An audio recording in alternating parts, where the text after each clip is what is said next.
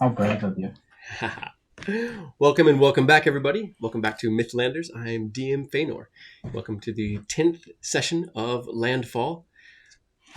During the last session, after viewing a Menai autopsy, the city fortress of Evisar was attacked by Menai. The party has moved through the Halls of Silence, the strange, shape-shifted halls of the Magi of the Effort. Magic, a storm sort of brewing outside, the sound and vibrations penetrating into a place that is named after the silence within it. It sort of captures sound, but for some reason, the attacks of the Menai and the storm of magic outside has begun to destabilize things. The walls becoming translucent.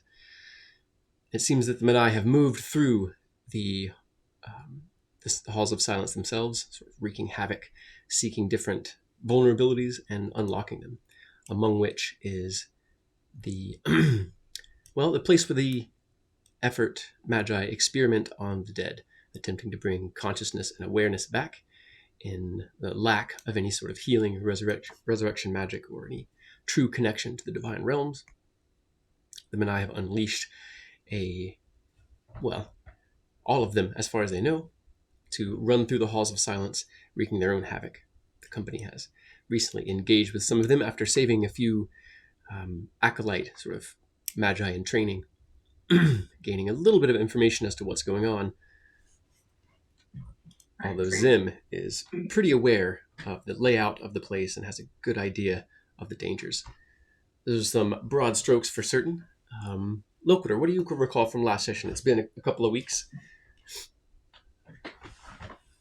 I recall that some of these skeletons were on the ground and now they're not, and that is not exciting to me at the moment. I remember Asida has an X on her face, and I was pretty disappointed that we quit before we could stand her back up. But yeah, so other than that, I remember some kind of no, I don't really remember. I didn't get a good look at it. It was weird. It messed with my mind. There was something. I'm pretty sure we killed something.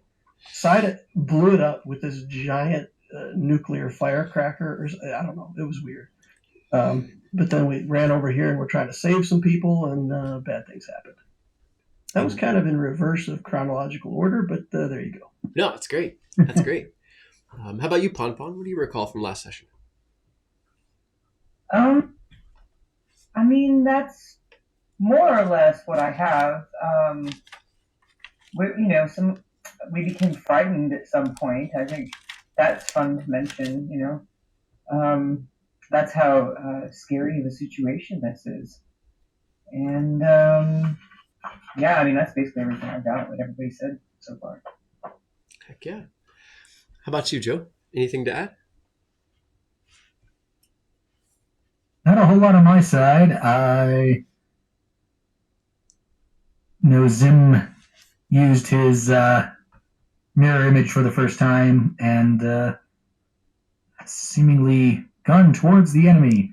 I think we fought the horror, this terrifying creature thing, and then found our old friend Bosk, but not quite Bosk apparently. So we only have one job to do, and that is destroy Bosk. Excellent. How about you, Big Bry? What do you recall from last session? Anything that you would want to add? Or any questions that you have about anything? No questions. It was all hit. I just wanted to, make sure everyone remembered we were fighting the undead version of Boss, and that's Oressa's good friend who has turned into the tireless dead. So he seems to be handling it well, though. Seems to be. Might be the difference between dealing with something like that alone and having some people that are trying to keep you steady around you. Heck yeah. So before we step back into it, does anybody have any questions about anything, things that happened last time, mechanics, how I interpret different things? During when we were prepping, someone had asked about my take on temporary hit points and being at 0 hit points, and the rules rules as written interpretation. Joe, you were saying that the rules as written is it's hit points are hit points, so it would bring you back to consciousness. And I think DL was thinking that you just wouldn't gain them if you were unconscious, but I was thinking you gain them, you just don't get that. They don't wake you up, they don't revive you. But if you gain another hit point, you'll still have them in temporary. You'll have them, but it doesn't wake you back up. Essentially, you have to have other hit points too. But yeah, so is there anything else that you all can think of that you all wanted to bring up or ask about before we jump back into the attack on the city fortress? Help! No. I do have one question. I mean, technically, my familiar is an octopus because I thought we were going underwater, so I haven't been using it, and it's. I mean, I assume it's an octopus, so it's not helpful. But I kind of want to do this thing where I like always have good berries on me. That's fine. I don't know if I ever explicitly stated that I'm casting good berries every day. We talked about it a So little it's up bit. to Yeah, you whether I have them or not. I'm fine with that. My interpretation of familiars too is that it is a spirit, like a familiar spirit, and like any spirit, it might have different forms that it could take, different ways it might manifest itself in the world. So your familiar, if you choose to interpret it like that and you like that, then your familiar could take maybe a few different forms. You would kind of, just decide a few forms or even decide a theme or a type of spirit where it might be from. That might tell you what kind of forms it would take. But in either case, like I'm fine with being able to summon it as a different creature, but you have to choose each day, I would say. Yeah. That would be good. Either choose each day or you have to recast a spell to change its form. If you're willing to let me change it every day, that's cool by me. But I did think we were going underwater, so I'm not going to use it for this sequence. Okay, I appreciate Eventually. All you gotta do is throw it at one of the tireless dead as look for a face like this. That's how it does the help action. I mean, technically it can't die, right? Yeah. Yeah, Exactly. It just becomes its material form just gets dissipated. What kind of action is it to chuck an octopus? Object interaction.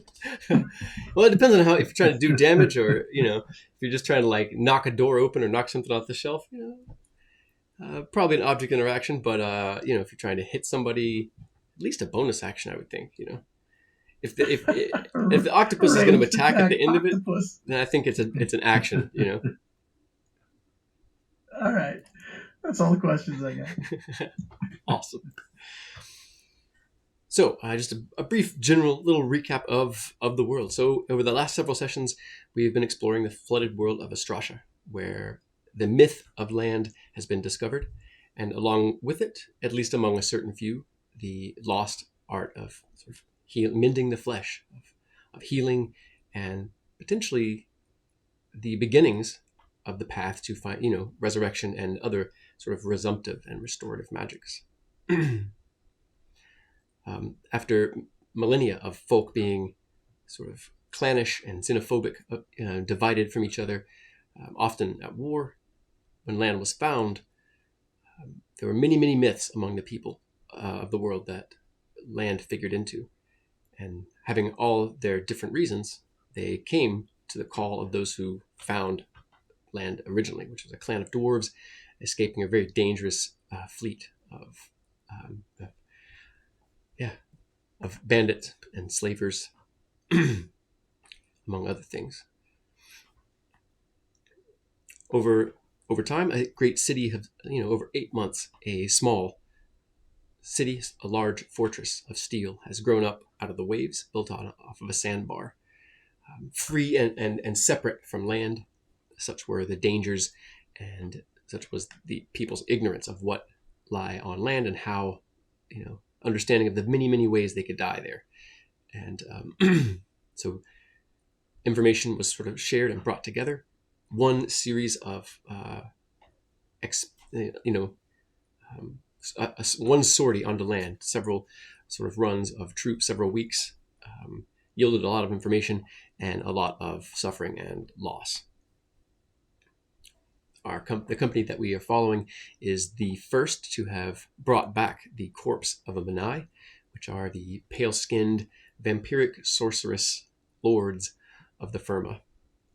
The other great enemy being the Lear, a lupine, sort of naturalistic and almost wild, at least potentially feral by the effort's standards. After viewing, we find ourselves here, a storm brewing overhead, rattling the very walls, the strange, like thin, diaphanous walls of the place, becoming even paler, thinner, translucent. Now not only does sound pass in between, you can move sort of through some of the walls, potentially falling to the levels below. A brief, let's see here. Oh, goodness. Have a roll 20 problem already?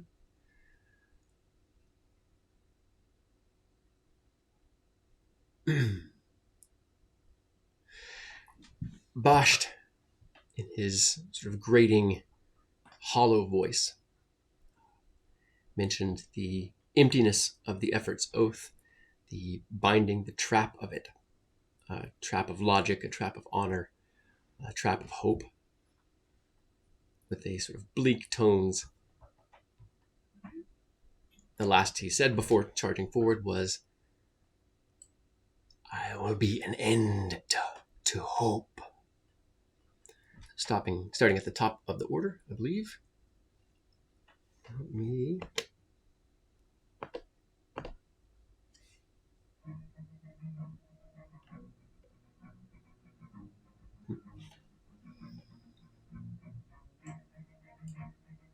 double check. I'm going to switch us over to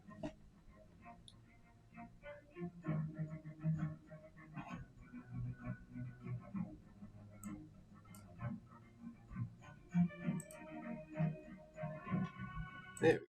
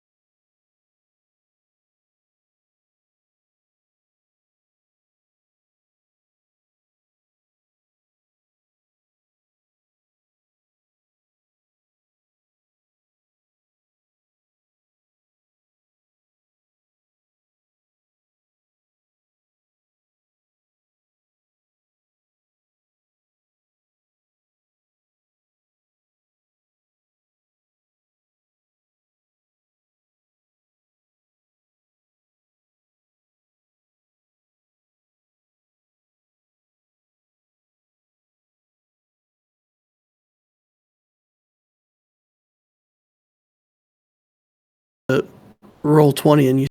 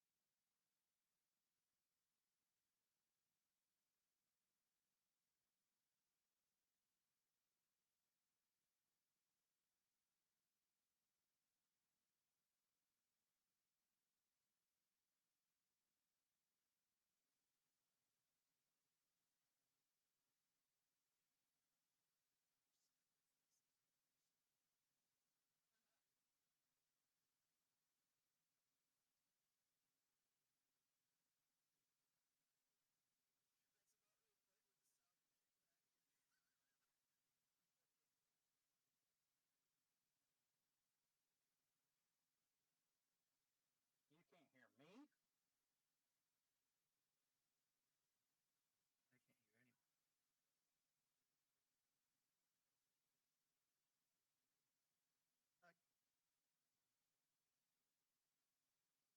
I can't hear anyone. It's 99 red balloons go by.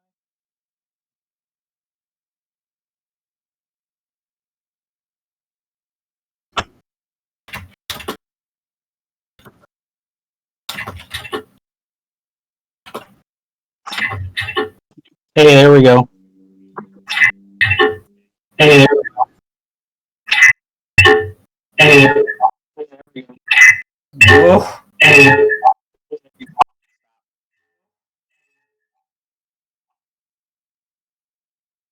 think that was my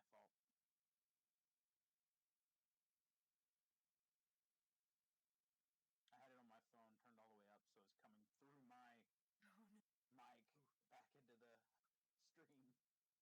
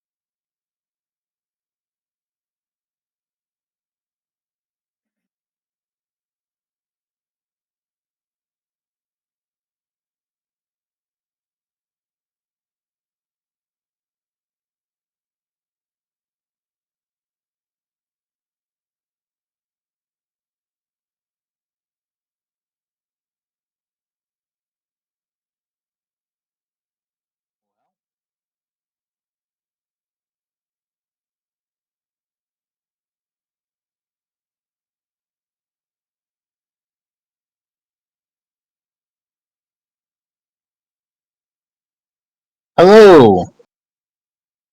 Greetings, Inquisitors.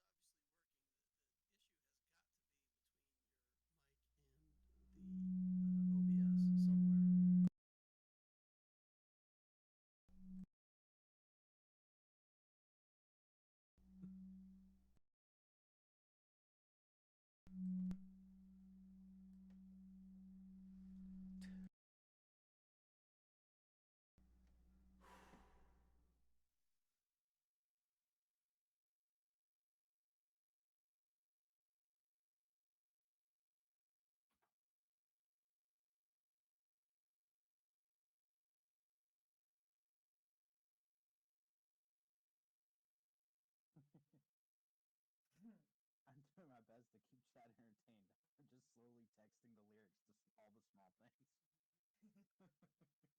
That seems to be. Yeah,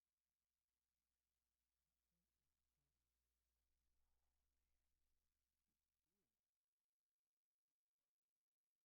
Do you leave the same stream key all the time and just reconnect to the same stream key? Yeah, me too.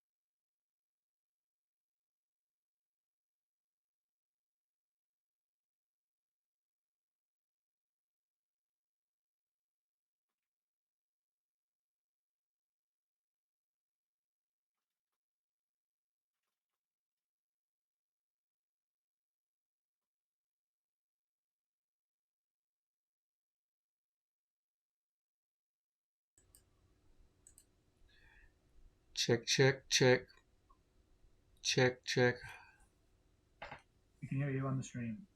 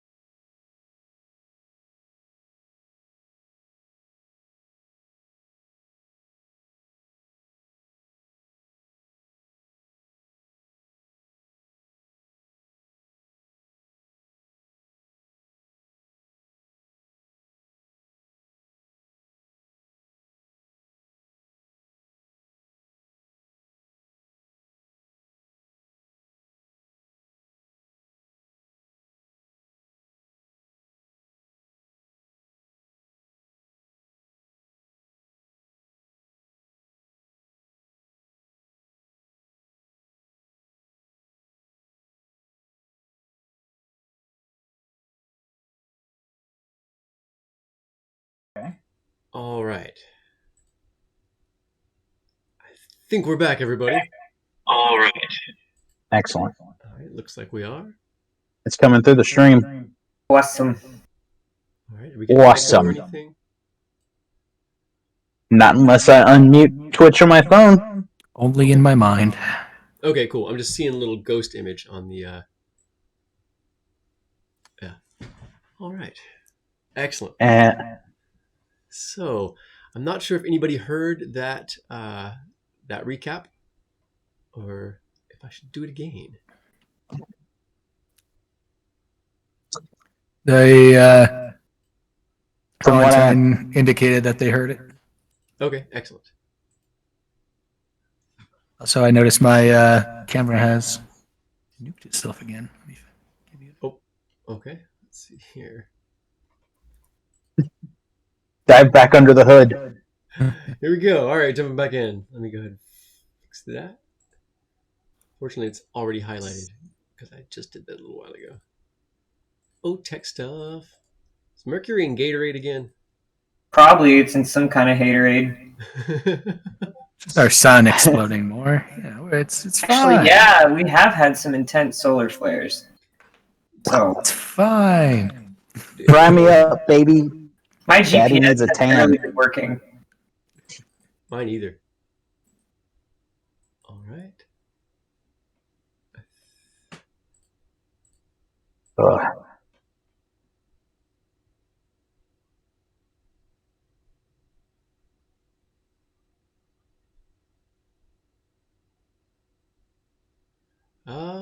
Yeah, I'm still not seeing you on here for some reason. It's not. Let me try full refresh. Full refresh.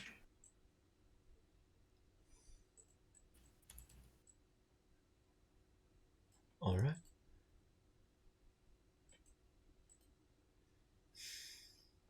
Maybe. Hmm. Hmm.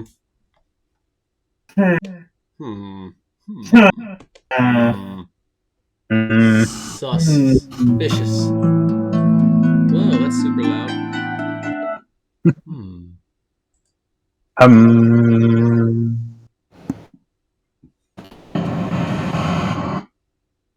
All right. Sorry about that, everybody. Not sure what that was. All right. Looks like we got Joe now. Fantastic. Peekaboo.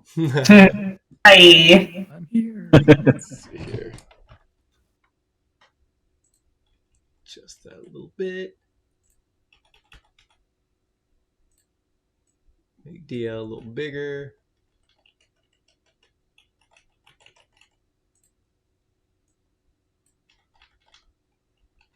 All right. Let's see. Looks like we're looking good. All right, everybody. Thanks for being so patient with us as we deal with we appease the tech gods.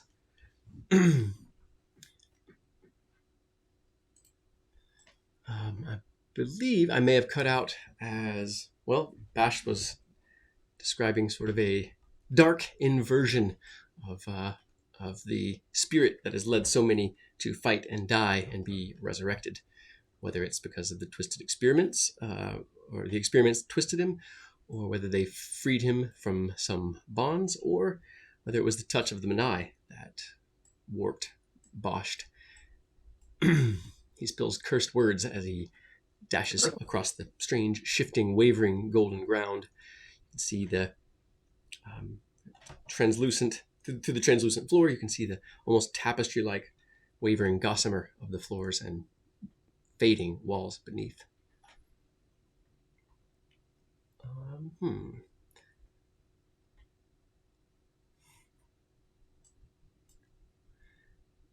So at the top of the order, RS continues fighting in place, doesn't charge forward, but you can see he's looking at Boshed. Kinnett, you can tell that he's fighting his way toward Boshed. He draws his spear back, takes a screaming stab toward the risen Tireless in front of him.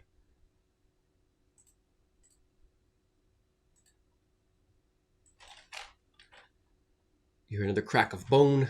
The figure shambles, sort of shuffles back before bringing its weapon arcing back over toward Ares. Next in the order is Kenneth. Okay, get a little bit of music going in the background, hopefully.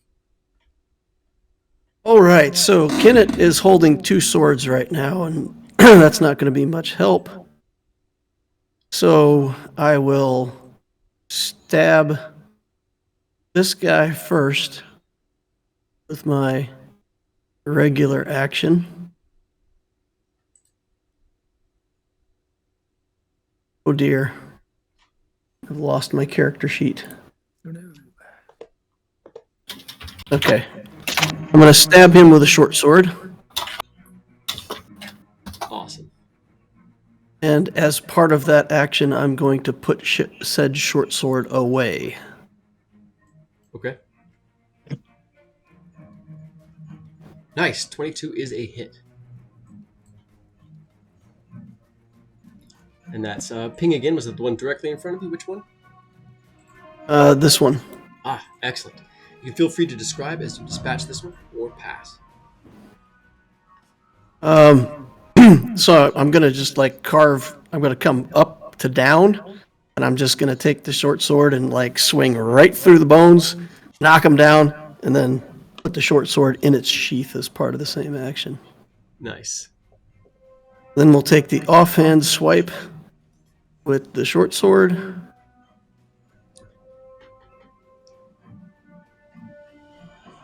Oh, nice. Excellent. 22. 22 is a hit.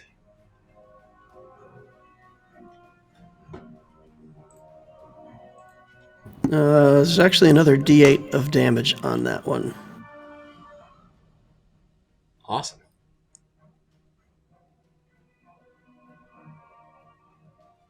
So 13 damage.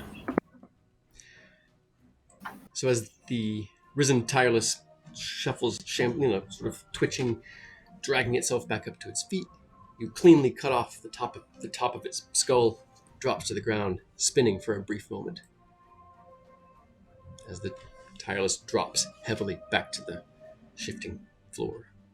All right, and then you're going to have to tell me if I can do this or not, but I'm going to move to here, and as a bonus action, I'm going to try to hand Nim a good berry, and I'm going to yell out real loud, Saida fell over again. Give her her vertigo pill.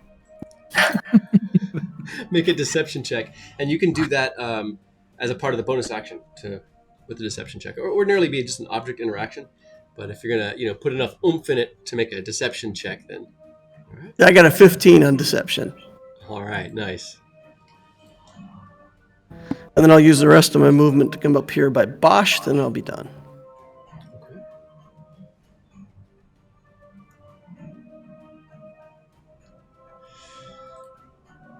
The older magi, the older acolyte, sort of cocks her head to the side, just briefly looking over at Kenneth, as if curious what he means. The other magi, the young man, does not, is intent on the enemy. You successfully paw the berry off onto Zim. And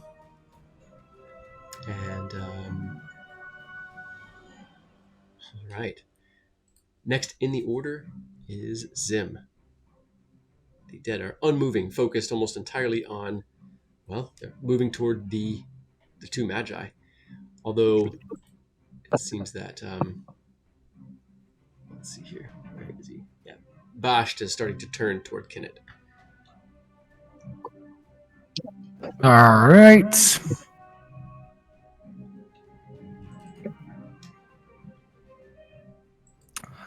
It's an action to feed one of our members a potion/berry. In my games, I use bonus actions for healing actions, like potion, giving a potion or a good berry. Excellent. Then I will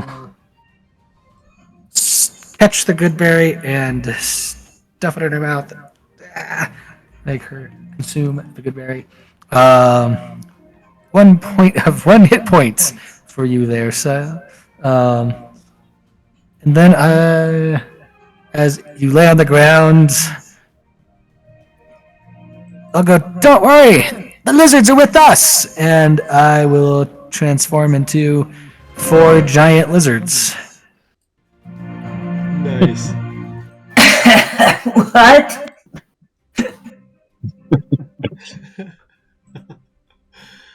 Might take a while. That is Pulling a him hell of a in. thing to wake up to. You got him. Okay, awesome. You guys go over there. Very good. On the stream, can we zoom in on the map a little bit more? Absolutely. Give me just a moment. Awesome. And maybe move it a little, slightly bit south.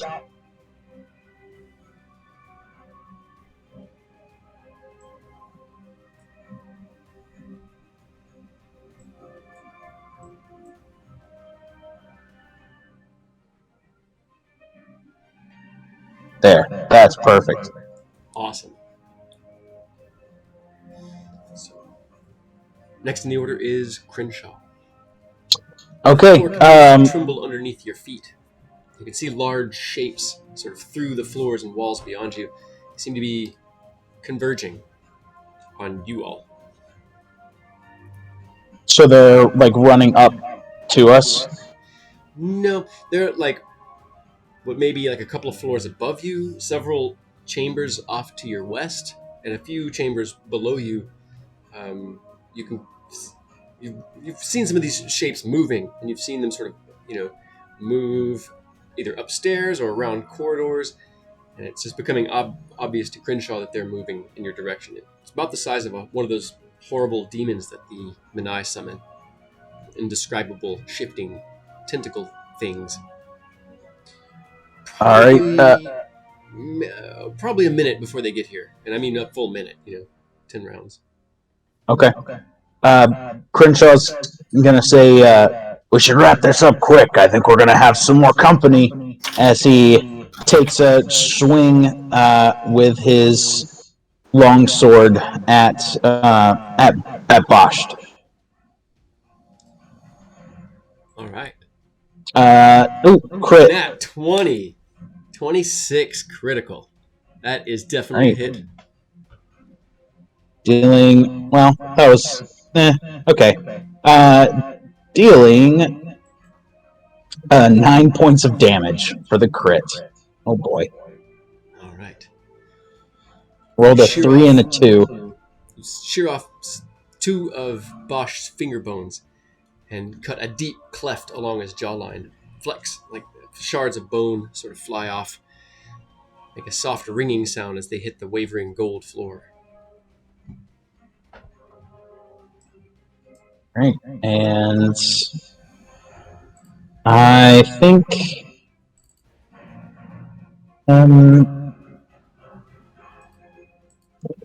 that's going to do it for this turn. I don't really have any bonus actions. Next in the order is Saida.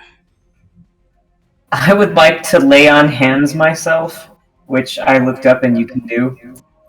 Absolutely. And yes, so that will restore 15 points. Mm-hmm.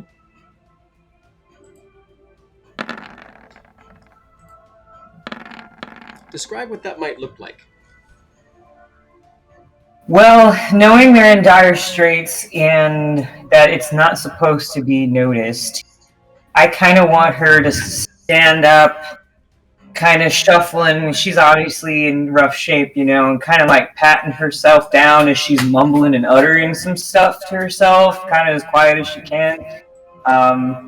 And like that's how she's laying on hands, but she looks like she's dusting herself off, Mm-hmm.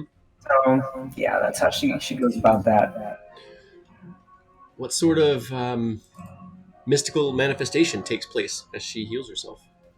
Yeah, I imagine there's a bit of a show, that she's trying to hide, mostly like sort of emanating kind of swirly light energy around the hands, so it's just kind of trying to be very distracting, so that part isn't noticed so much.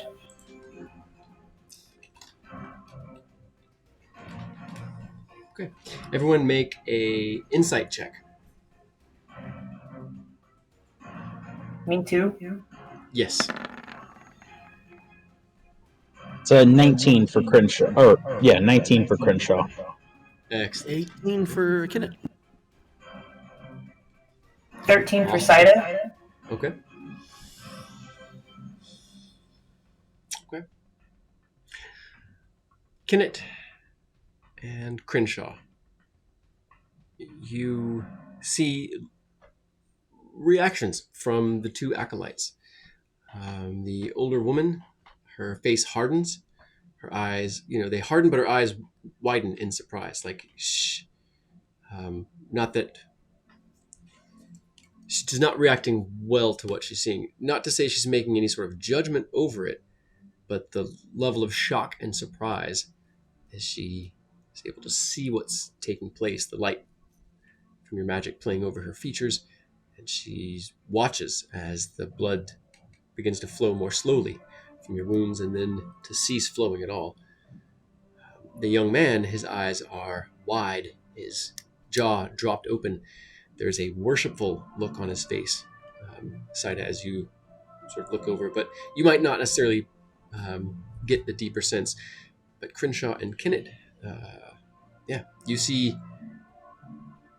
sort of two of the more problematic reactions you all might have expected.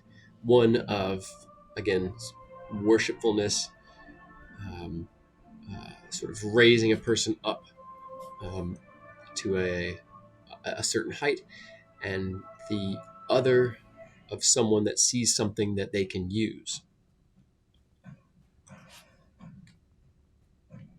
So, Saida, as you stand up and use your lay on hands, you still have your bonus action, I believe. Let me see real quick. None of those. Oh, wait. I don't have that equipped. Sorry. Oh. Okay. Well, I've got Thunderous Smite is a bonus action. Okay, yeah, you can keep that up. You can cast that and keep that up. So your next attack, you can throw a little extra on it.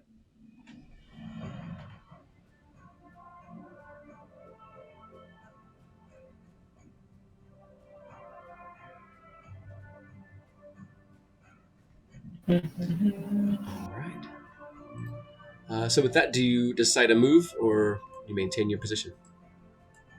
I really don't want them to have an attack of opportunity, so Fair enough. yeah, I'm going to stay right where I'm at. All right. Next in the order, the younger Magi, whose eyes are wide, staring up at Saida, sort of dashes back forward, his hand crackling with electricity. He sort of pushes past Saida and reaches out to shock the tireless.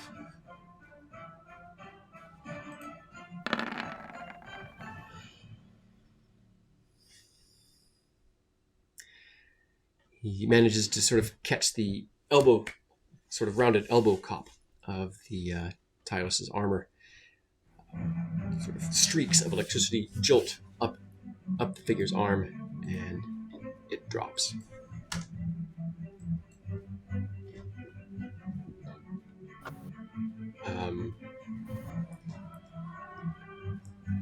As he drags his hand back, he attempts to sort of grab your armor and pull you back. How does Saida react to that? Clearly a protective gesture from this person who's clearly a human, clearly younger than you, and clearly not even allowed to be on the firmament.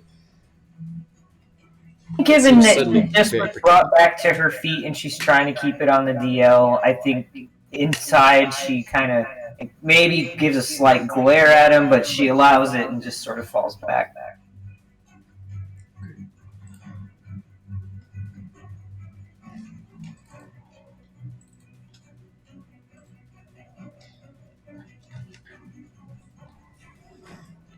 with a racket of slinking chainmail and clattering plate, bone grinding against bone. The one of the gnarl. Let's see here. I'm sorry. One of the tireless slashes down at this giant lizard in front of him. I believe that Zim, you need to make a check, right?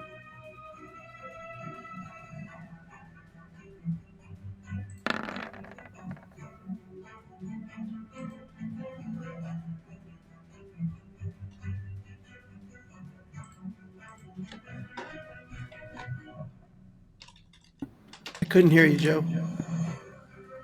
I was somehow muted. The attack targets a duplicate on a 13. Awesome. So that duplicate then vanishes, correct?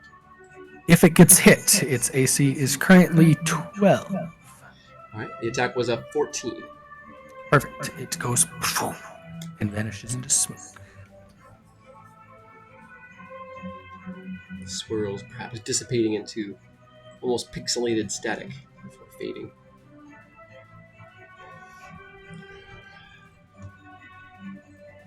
Let's see here. Give me just a moment.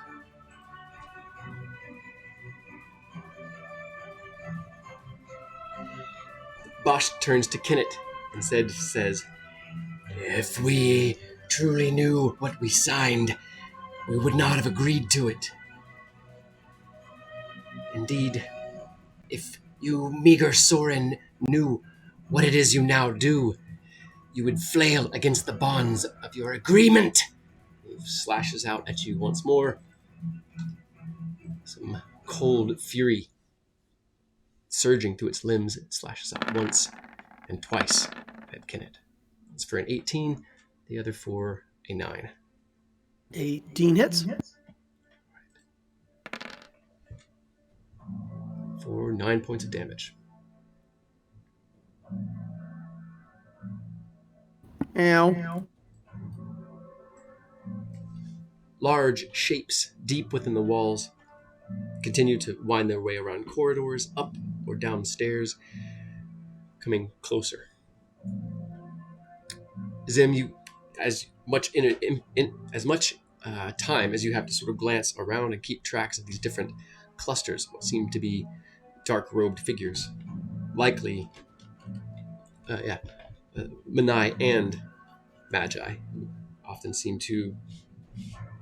The Manai often shroud themselves in dark colors, but not the black of the Magi, but seen through the almost dim mirrors of the golden floors and walls.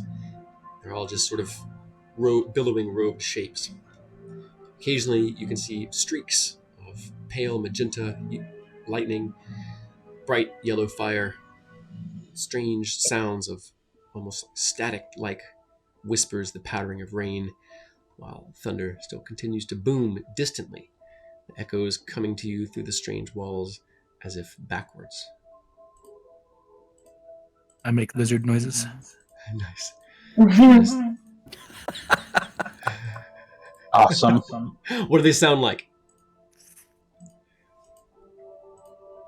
Oh, what's going on? Okay, for some reason it was just skipping RS each time. So, He was stunned for 3 turns. it was.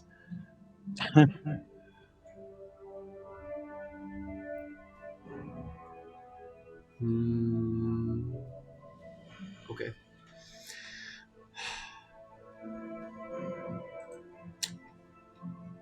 RS shouts in a hoarse, ragged voice.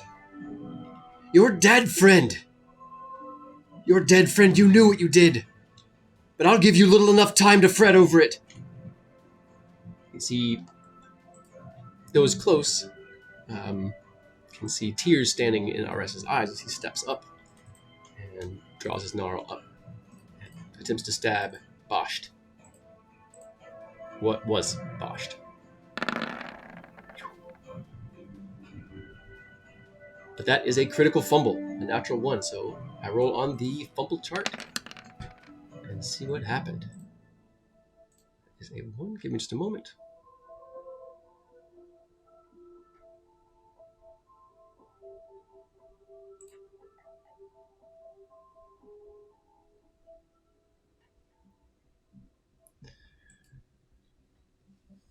Bosch counters just in time, parrying deftly and sort of twirling the end of his gnarl in a short circuit, and knocks Arrest's gnarl from his hand. It goes skittering off just north of Kinnet. Next in the order is Kinnet. All right, first attack. I'll draw that short sword back out. I'll get on the other side of Bosch here for whatever advantage that's going to give me, and I will try to put a stabby on him. +2.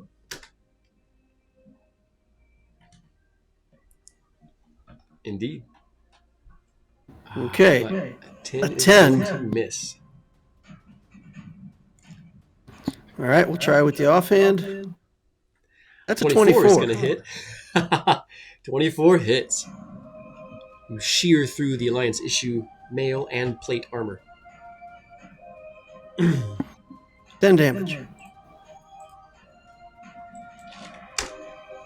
can feel free to describe as you drive Bosch to the ground. I see RS throw his sword, and I'm like, he got the point. And I stab. I guess stabbing a skeleton probably isn't that effective, so I guess I'll try to cut his head off instead.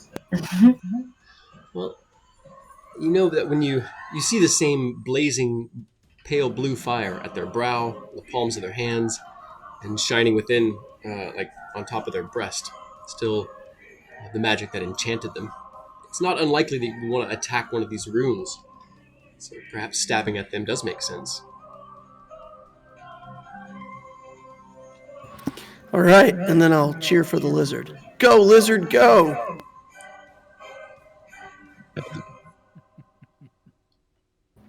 Since I don't have anything else to do with my bonus action, at least according to 1 D&D rules.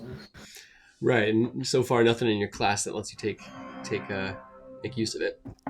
Well, the hunter's mark, but I don't really have access to that for this combat, so my bonus action is just kind of dead.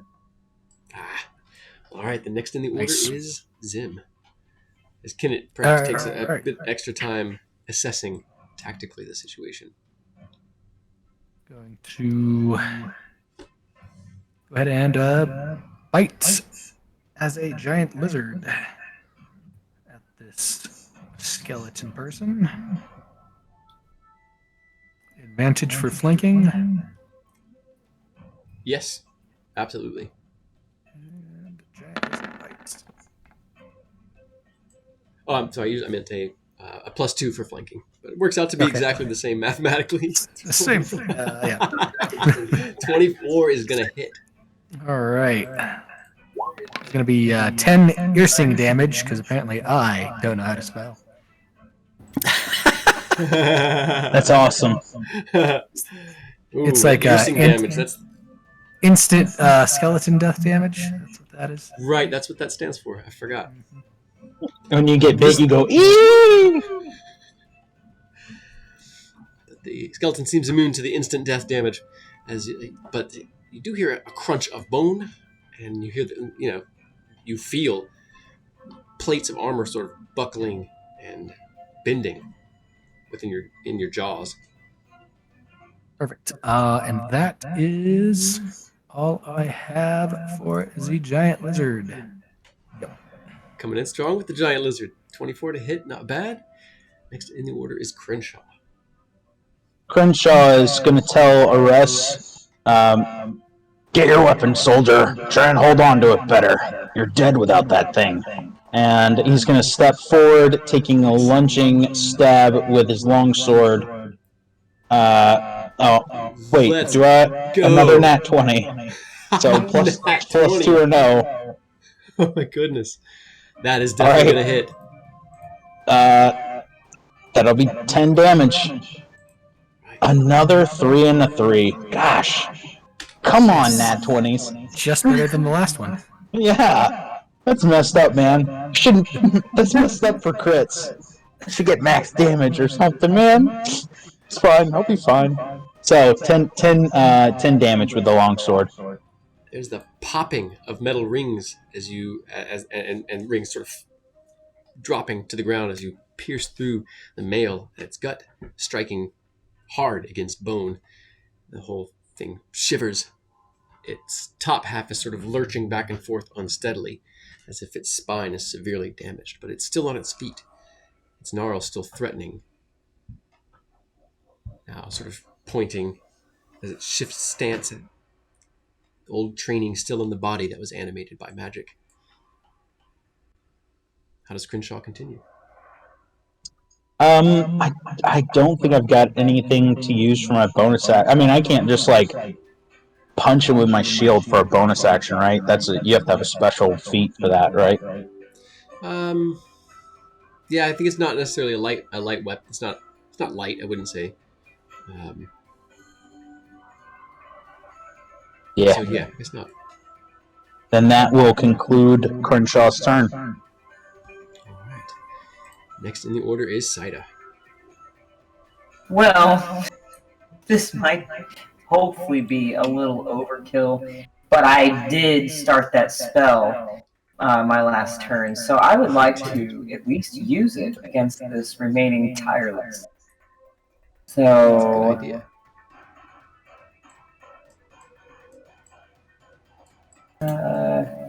What level was that cast at? And since that thing is surrounded, she still gets the flanking bonus, right?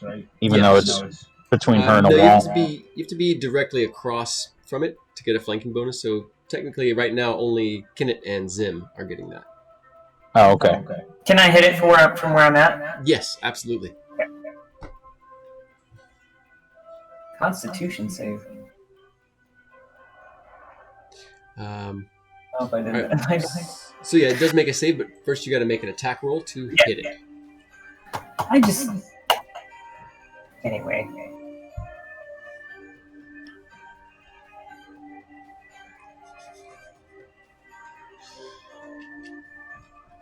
I know I'm supposed to say it, but I don't want to. Well, it's that plus your strength bonus. Your strength modifier. Yeah, you should just have one of your scimitar attack on your character sheet. It'll have your proficiency bonus and your strength both figured in. But, your proficiency should be 2. Your strength is... Ooh, look at that. All right. That is a hit. Yeah. Those rolls. Gonna blow them up. Plus the fire damage. Roll that weapon damage to go with it. And that's a con save. 6. Failed the con save.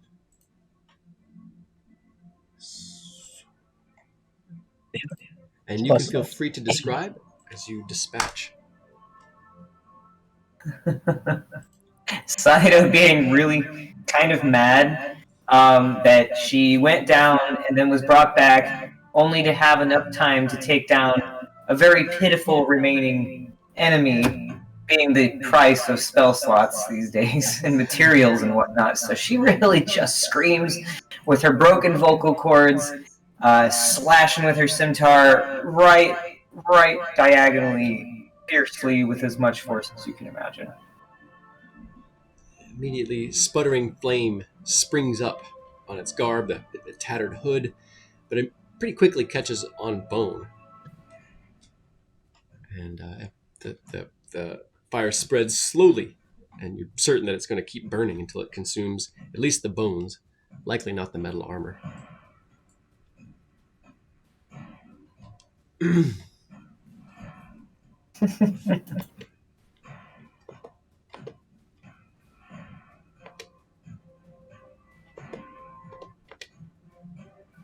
Let's see here. I just love the enthusiasm in chat for the death of this. Awesome. So, now that the last of them has fallen, the two magi looking up uncertainly at each of you.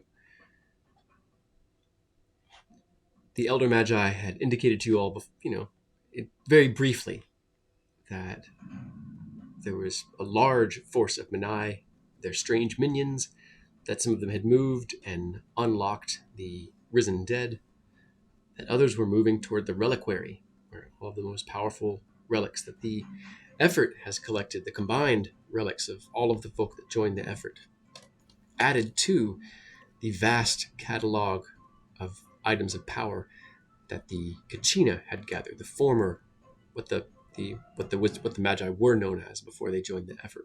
So they came with everything they had collected to keep the world safe and to study, and then different noble families and houses had also different relics and things that they kept, either for family or to protect people from dangerous magics. All of these things are collected in one place in the floors below. But the other place that some of them seem to be heading are to a place called the Keystone Chamber. Described it as sort of a linchpin that holds the impossible ships of the Magi together. These strange geometric golden shapes that floated on the waves for eons. Many of them were folded together under a great act of magic.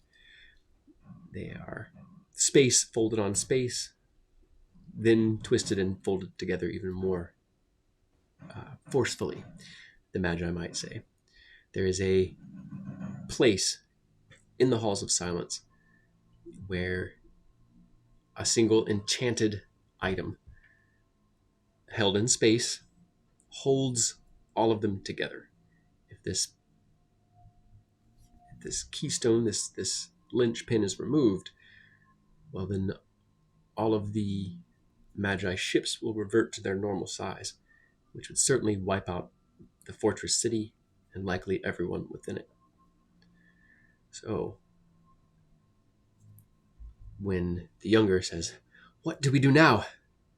you'll have a brief moment to discuss. I'm going to step away for just a brief moment as you all discuss what your plans are. I'll be within range to answer questions. I got to take care of something really quick.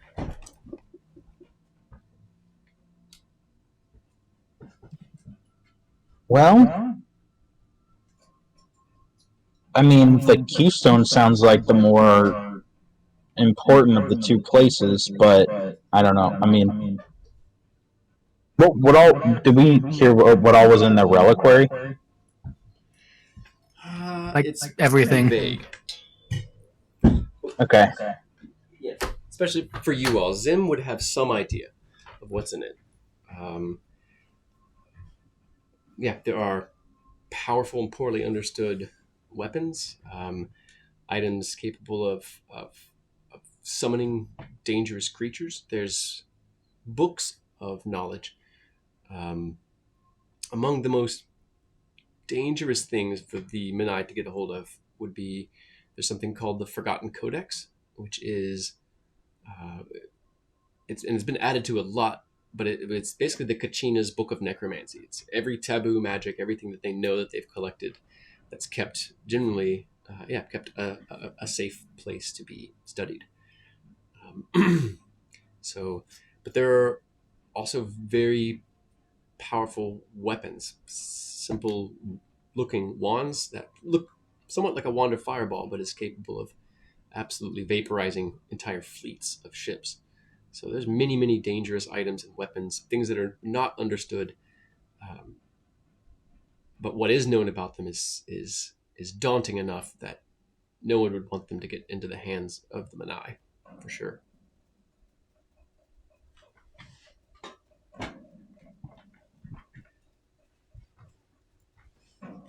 The Keystone Chamber is closer, from what you can see, or from what Zim knows. And they're actively heading toward that? Yes, they're actively heading toward both, but there's also sort of almost veins of Menai moving into different locations, likely just disrupting, attacking, finding what they can. But they're poorly understood. You all don't know much about them, so other than being able to sort of shift and mold the arcane in ways that the effort is not able to. Not really sure what they would want or need. They've been seen feeding on blood, But they've also just been seen sort of like feeding on people's personalities, where people are just sort of a mindless shell afterwards, but they're physically unharmed.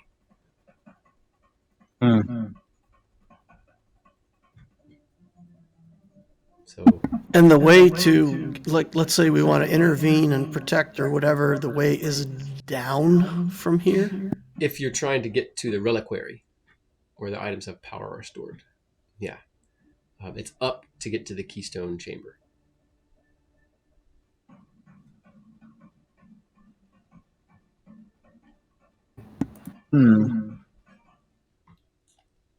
Saida, do you have any thoughts? I do. Saida is very tunnel visioned, and she harps on, think what you want, do what you want. But I think we should go up to the keystone. She just wants to get right to it.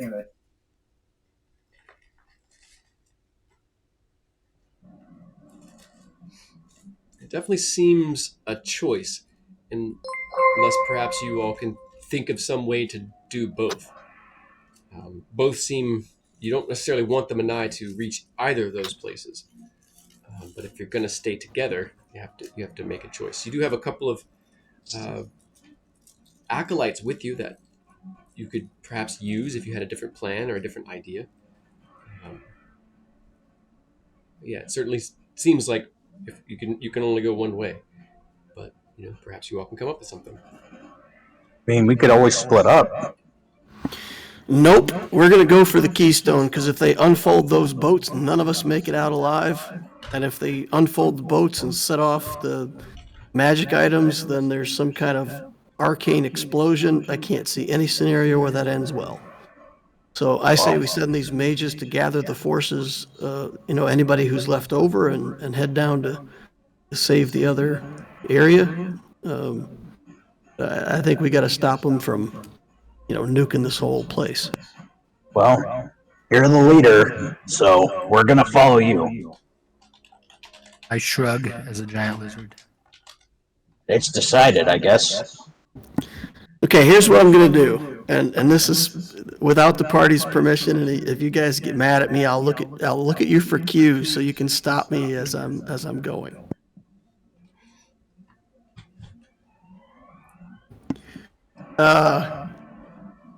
I'm going to lie to these mages, and I'm going to tell them that Saida is an archmage. Clearly, they've seen her power, and I'm sorry, I forgot the name of the other place. The Keystone, and what's the other place called? The Arcanum? Reliquary. And she demands that they gather any forces they can find and go for the reliquary. Okay. Make an intimidation or persuasion check. Or deception, sorry. Probably mostly intimidation. Let's try this. This can't go badly at all. No! I think I'll use my session inspiration here. Let's try to make that at least a little better than that. Comes out as a cute kitten meow. The difference is so bad. All right, I go from a 2, rolling a natural 1, to getting a 19 for a total of 20. Very Beautiful. nice. I was inspired. I thought of Saida and I inspired myself. The young man's eyes go wide. His attention totally locked back on Saida.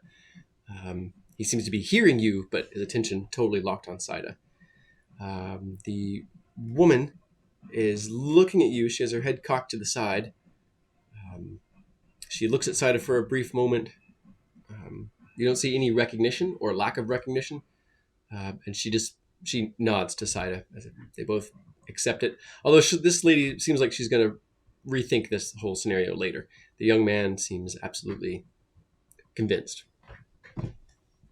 Likely wanting to believe anything that might explain Saida's displays. Can Crenshaw chime in that conversation a little bit? Sure. Good with that. Crenshaw is going to be like as he's kind of points his sword at them, just in like a gesture, and say, this place can really play tricks on your eyes, can it? Trying to give them an additional out. Yes, it certainly can, says the woman. Well, you Am get I- used to it, Soren. You get used to it, says the young man, still looking at Saida. Am I able to insight if that helped at all? Yeah, sure. Okay, well, that's a 4. No, the conversation certainly moves on. They seem attendant and ready. And the woman now looking down through the floors, seeing if she can track. She asks about a certain direction, like, she can see where they're moving. She checks with Zim to confirm that the route she's thinking of is the proper route. They sort of Nods and giant lizard. I'm sorry. Yeah. To Saida, they're asking Saida then. Sorry, because you are a giant lizard, and although they know you're a magi, they would probably defer to her. So they ask Saida to confirm the route they're going to take. Is that the proper way, Archmagi? Says the young man, looking up worshipfully at Saida. Sorry, what was the last part? Looking up worshipfully at Saida. Well, you should know, shouldn't you? Of course it's the right way. Yes, very good. Well, we'll find who we can. I think there's some mage guard on the floor below. We'll just be as sneaky as we can and make our way toward that, I says. She says, pointing down. You can just see several floors down, just a milling.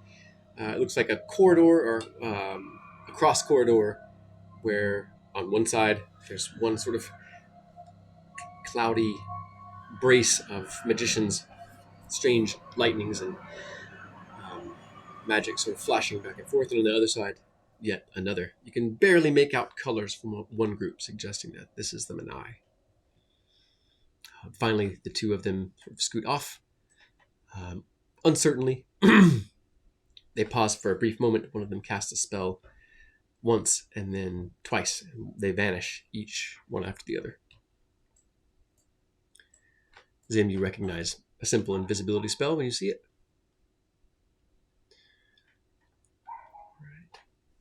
Okay, I'm doing a little time check. Let's see. Flaps his little lizard feet. So as you all begin Actually, a to very large lizard. pretty large. Oh, it's a large lizard. It's a large lizard. Yeah. I'll try to stealthy. ride a large lizard. You phase right through the first time you try to mount one of them. Oh man, come on! The lizard could laugh. Fuck. But yeah, it's up to you, Zim, if you want to let him ride you. You just gotta let him. You gotta help him figure out which one's the real you. No, you did exactly what I was looking for. Just- Hit the mirror image. Awesome. So as you all begin to move north, again, the sounds of battle, like the sounds of the storm, are faded and coming to you in strange echoes. Almost if you're getting snippets and parts. The sound distorted, some aspects of it louder, others more quiet. As you move out across what now almost seems like a bridge in front of you, this wavering, very thin gold walkway. There's a golden mist that makes up the walls that you can see very clearly through. Seeing other walkways in the distance. On several of these, you see bodies strewn across the floor. You see several of the tireless dead looking like they've been dashed apart by extreme forces. But you also see the clustered black robes of effort magi. that have been struck still or mute by the magics of the Benai. But as you all charge forward toward the next set of stairs, I think this is a good spot to take a short break and come back. Give me a chance to switch maps, dial in the music a little bit more. Sounds good. We'll return in just a few minutes. We'll be back in about 5 minutes. And thanks for joining us, everyone. Give us just a few. We'll return. We'll put a little bit of music on, and we'll be back. Right.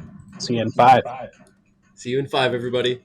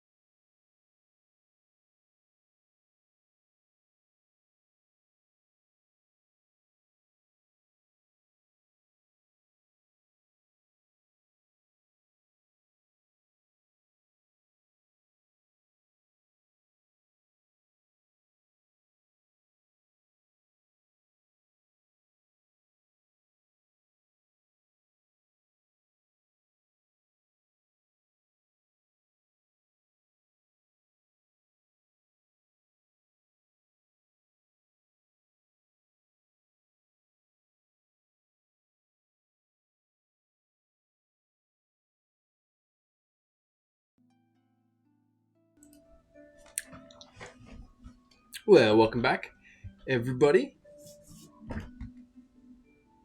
Thanks for being patient with us while we took a little break.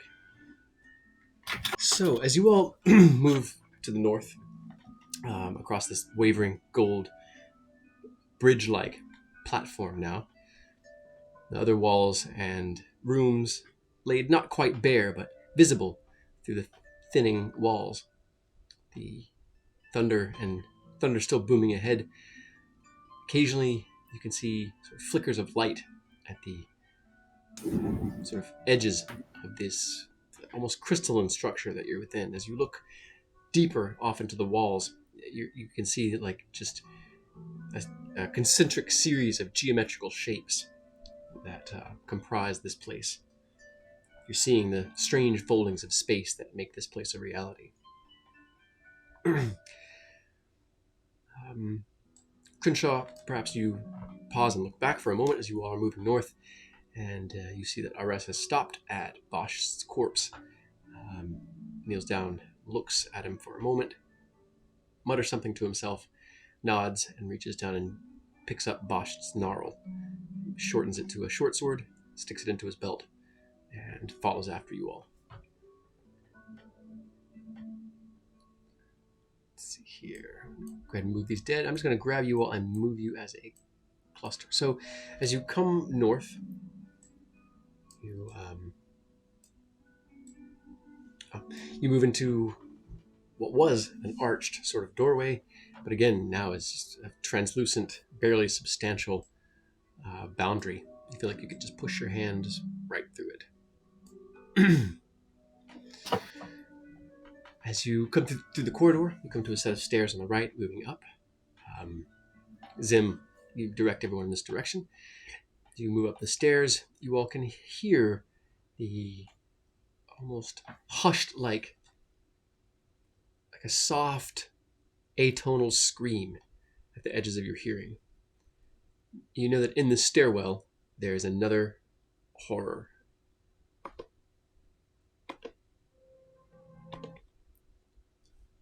How do you all proceed? I'm going to go ahead and bring us over onto the map, but for the moment know that there's a stairwell that goes up. It's going to curve, comes up to a landing. You turn off to your left, a couple more stairs, another landing, a few more stairs, and it turns around again to your left. As you come into the area, you can tell that on the second curve around the next corner, you will encounter one of these things. Give me just a moment here. Music's acting strange.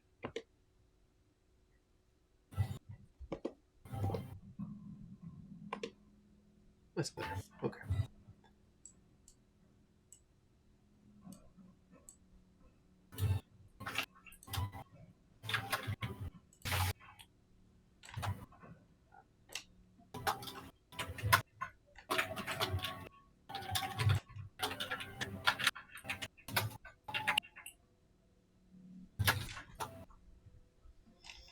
All right. You can feel free to rearrange yourselves, whatever order you see fit. I've brought us over here, pinged us in a different location. We should be able to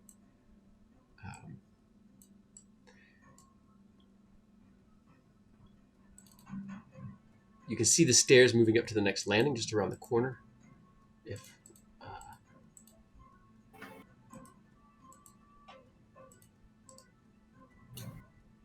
I'd like to stealth and take point, y'all, if that's okay.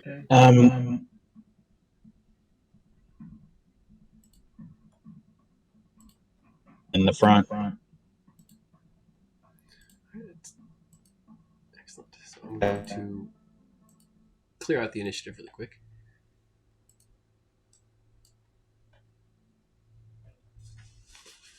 All right. Well, Kenneth, let's go ahead and see that stealth check.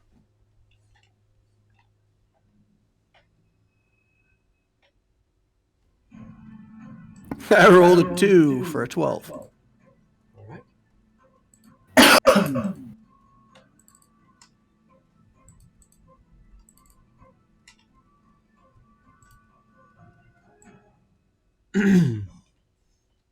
All right. Everyone go ahead and actually we'll wait on that. So let's go in marching order then. So Kenneth, you've said that you're planning on basically sneaking forward to scout ahead. Crenshaw, what are you planning to do? You're all just going to wait for people to scout ahead and come back, or? I'm gonna, yeah. Well, I'm gonna. I guess I'll back him up unless he asks me to stay behind. I'm not necessarily very stealthy or sneaky, but I don't want him to be in trouble. Gotcha. I don't want to range ahead and scout 60 feet ahead. I just want to be the guy up front, sticking my head around the corner to see if anybody's there. Okay. Yeah, then Crenshaw's gonna stick right to his flank. All right, very good. Anybody have any particular actions readied or anything that they're planning on or anything like that? Saida, how about you?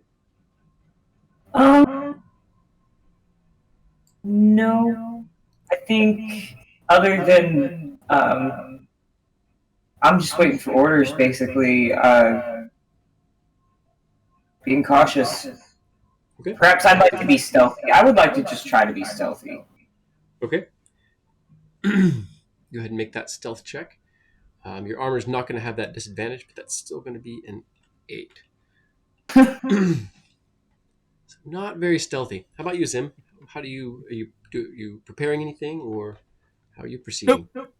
Can't cast as a giant lizard. I am halting as a giant lizard and just waiting for them to move forward. All right. So I take up 3/4 of a stairway. Or like a third of the Is it just us as a group?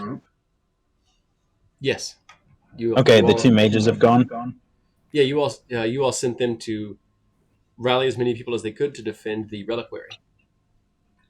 Crenshaw might whisper down the stairs to Saida. Do you have any of that healing stuff you got? Well, I believe I expended everything I could on myself. All right, it's worth asking. Sincerely. I got a couple of those berries. I'll be all right. I'll hand a few berries to everybody. Everybody gets 2. Nice. I look at them. Russ only gets 1. No, I guess the lizard doesn't get any. The lizard eats them immediately. It just eats all 8 of them. Arrest turns his down, shakes his head. He gestures toward Crenshaw or Saida. Let's move on then. I'll keep them. Okay. So as you poke your head around the corner, you don't see anything, but the sound comes to you a little bit more clearly. And you also get an idea of the layout of the land. See that there's another corner, turns again to the left ahead of you. More stairs. The creature seems I'll like motion to Crenshaw and start stalking on forward. Okay. As Crenshaw, the giant lizards, and Saida begin to move forward, you hear a crackling sound as if a massive piece of paper is being crumpled by a giant's hands. You hear something wet slapping the walls of the corridor, and you can hear the creature moving towards you. It partially rounds the corner, and it moves to lash out at Kenneth. It seems like ropes of curling smoke that seem at once to be waxy and moist, but at the other to be dry and covered with a fine powder. It seems to drift off and joining the sort of roiling cloud that makes up whatever its body is. If you look too hard at it, it all looks like a mass of tangled rope, slick with some sort of oil. Same thing we fought before, or different? It's the same thing. It's another horror. You could never describe it or see it the same way twice. It's roughly a mass of something with hundreds of tentacles. Does Crenshaw have time to try and yank Kennett backwards and impose himself in there instead? I don't know if he would have time to do that. I didn't explicitly state that up front either, so Well, it's fine if I don't have time to do it. You all have a something along the lines of a readied action. It would take your reaction this round to use it, but you can all make a single action of some sort, each of you. So starting with Kennett, who's up front, you can make a single action as it slashes forward, or one of its tentacles slash forward to hit you. Well, if I get an action, I'll take the excellent. dodge action. Let me double check Of on that. course. Let's see here, checking your stealth. Rolling back up. It was only a 12, so his passive perception might be good enough to see me anyway. It does not see you. It continues to move past. So it moves as far as this. You're nearly enveloped in this roiling cloud. It stinks like 1,000 hellish scents. And also nothing. It smells like nothing you've ever come across before. But it reminds you of everything foul you've ever smelled. Yeah, so... it smells worse than cider.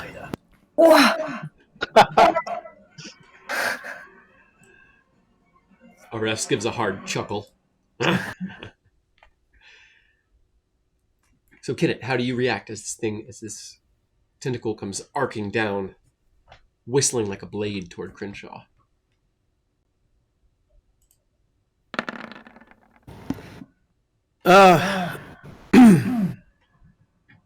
I mean, if you're giving me an action, I'll take an attack action and just start stabbing at this thing. You can make a single attack. No looky? Yep. Disadvantage. Unless you want to be subject to its maddening appearance. I'll take the chance here. Oh, 9. Your blade whistles through, parting only smoke. Crenshaw, how about you? I guess. So I guess I'll take a swing at it as well if using as a reaction. Yeah, this will take your reaction this turn, as no one explicitly said that they had a readied action, but it's the kind of situation where you would, so it's kind of a middle, something in between a readied action and your reaction. You'll take your reaction this round for a single attack, spell cast, something like that, object interaction, whatever it is. A single thing. Okay. I guess I'll take a swing at it. No look if I can. Okay, absolutely. You avert your eyes and slash out with your longsword. 18. That 18 is a hit. All right. 8 damage. All right. There's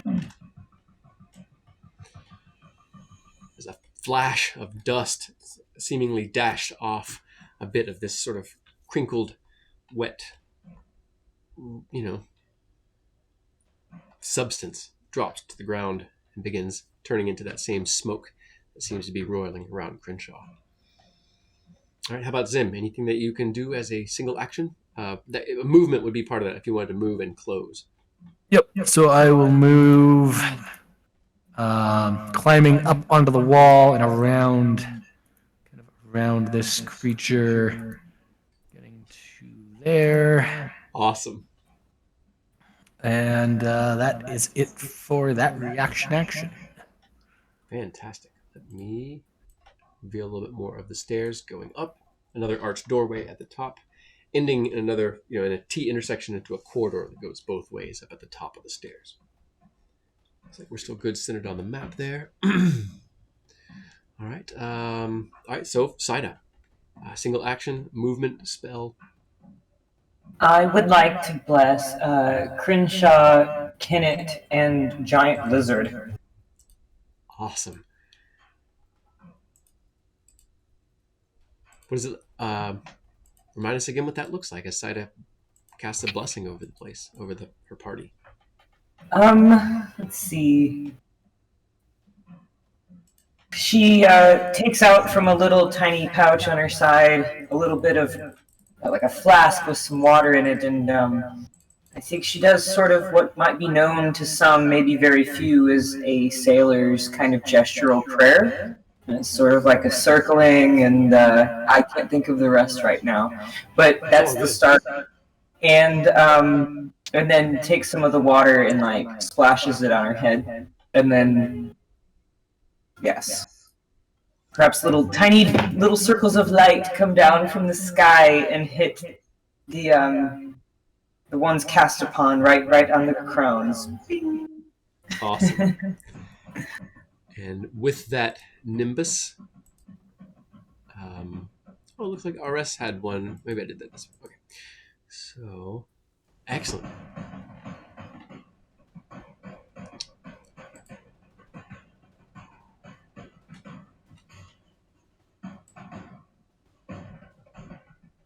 RS charges forward and around to where he can close with the thing.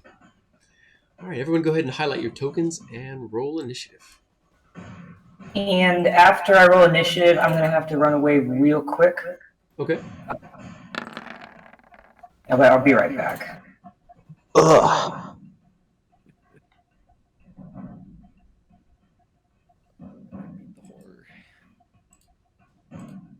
She wasn't kidding. She was going to be real quick. 18.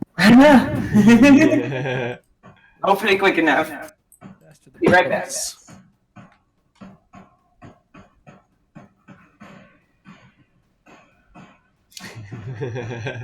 Zim is just giant lizard now. Zim has become giant lizard. Yep.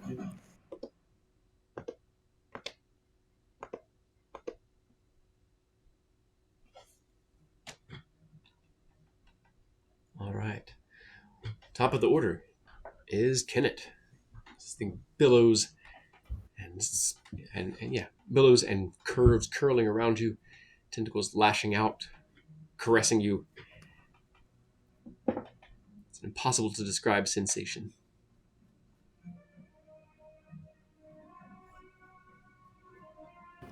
All right. Well, I'm going to back out of here because I don't want to be right in this stinky thing. So Sure.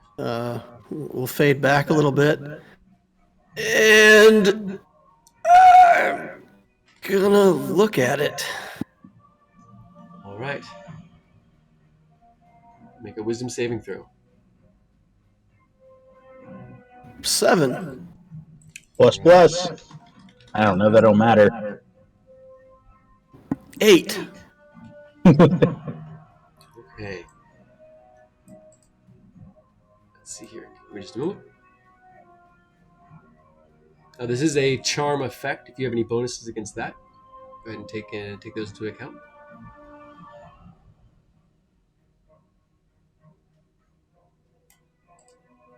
I don't think so. I don't think I have anything. Yeah, half elves tend not to.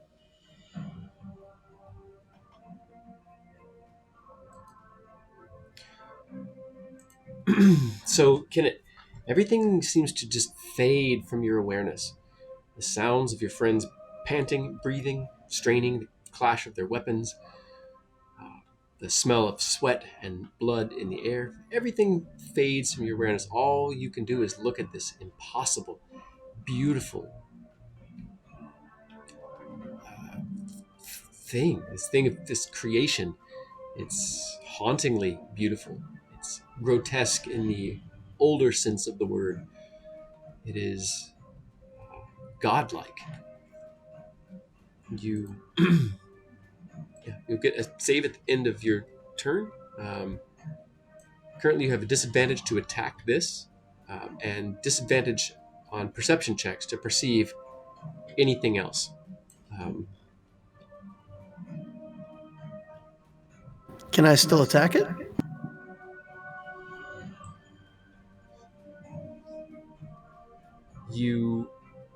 Yes, you can. You can make a single attack against it as part of the enthrallment effect. Your wits are slowed. That's a 15 to hit. Actually, it's a 17 to hit. A 15 is its armor class. That hits. Nice. Is it injured or no? It is injured. Okay, then. 10 damage. Nice.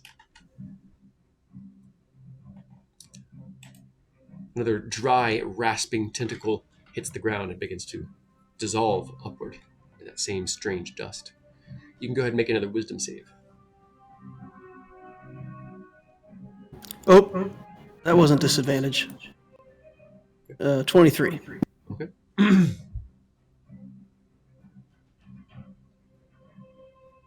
The effect.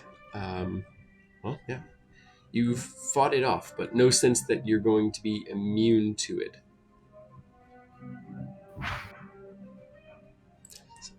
Next in the order is Saida.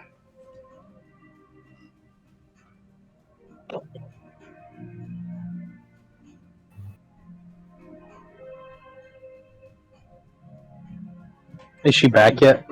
I don't have to. Pon, you with us? Sorry. I heard her in the distance. I did, yeah, okay. Okay. Sorry, my doggo had an emergency. I did, yeah. That's alright. They do that sometimes.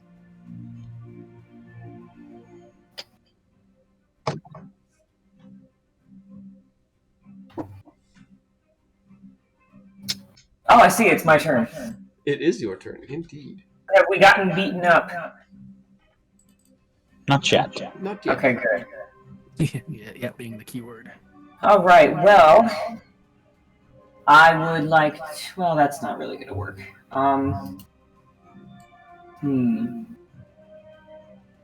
Yeah, I guess really at this point, what I've got is just some strikes. So I'd like to come up to it. I don't know. Can I get in right here, maybe? Yes. Okay. And of course, without looking, I would like to use my inspiration to kind of like cancel out the disadvantage. Sure. And I'd like to just strike at it with my scimitar. Alright, Saida steps forward. Her scimitar blade, flashing above her head. Let's see that attack roll. Nat 20. Very nice. Y'all are on fire today with these die rolls. That's definitely a hit. Heckin' yeah.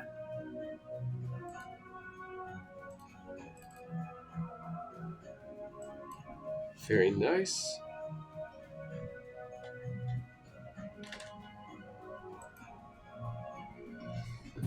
Need another D6 on that. Thank you. Ow. And did Crenshaw roll that? Nope. Not yet. Keyword.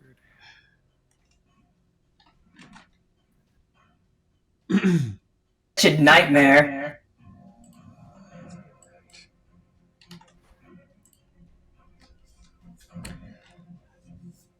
Another wet, curling, rope-like appendage drops to the ground and begins to vanish in the smoke.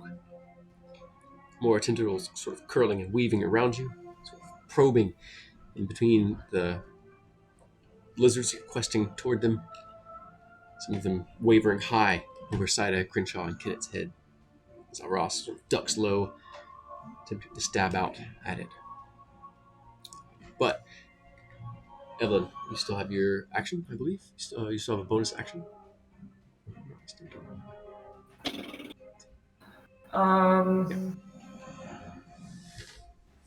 Don't. Oh.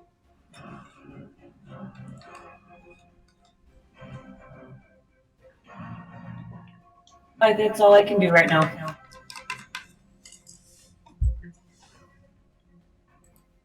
What's that? That's all I can do right now. All right.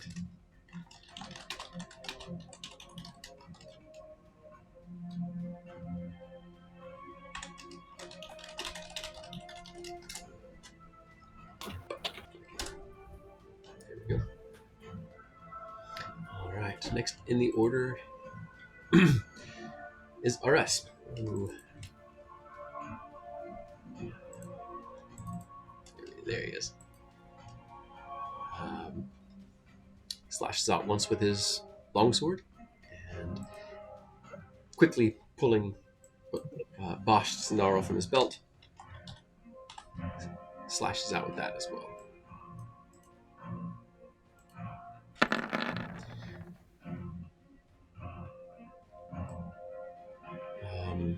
Goodness. It's nice that is a nat 20. However, he was averting his eyes. So the first is a 9, the second is a 10. Ross misses with both attacks.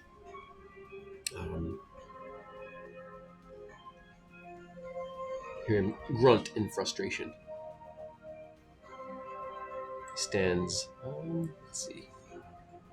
He takes a step closer toward what he knows is Zim in the shape of 3 giant lizards.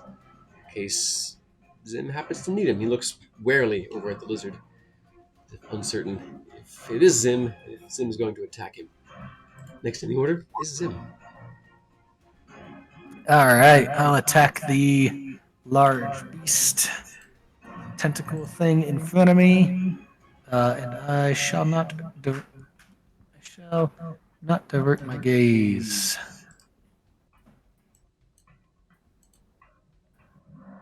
As a large lizard. You will not avert your gaze, you said? I will not avert my gaze. All right, that is a wisdom saving throw.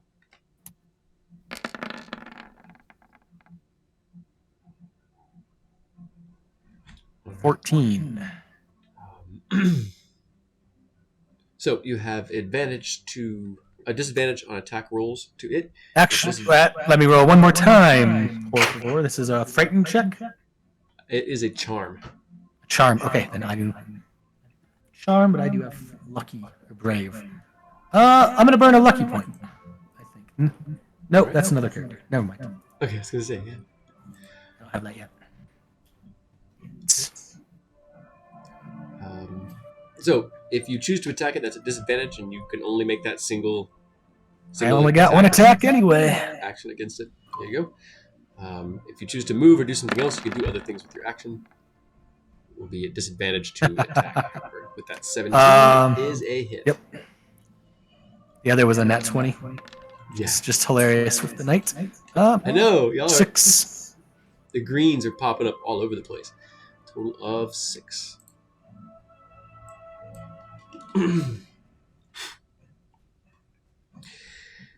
The taste in your mouth like dry stone. It tastes cold and blue, if such a thing could be described.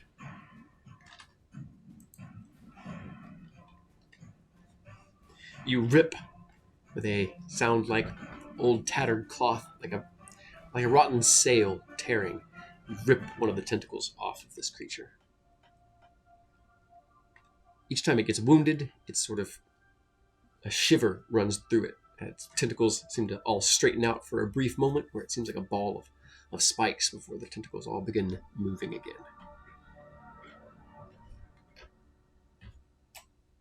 Anything else for Zim? That is it. All right. Next in the order. You all see the tentacles that you've cut regrow, but they are thinner, clearly weaker, insubstantial. And you can see that where they do grow, the rest of the tentacle kind of shrinks as if to compensate, as if that mass is just being shifted around. It's possible that it may have healed somewhat, but very hard to tell.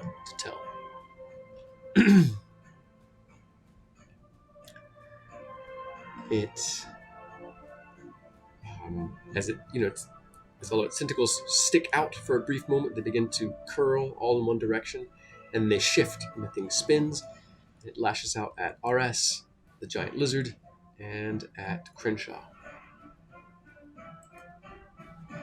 1 at the giant lizard with a nat 20, so it hits one of the images. Go ahead and make that Let's check. find out. Yeah. It also slashes out at Crenshaw and at RS.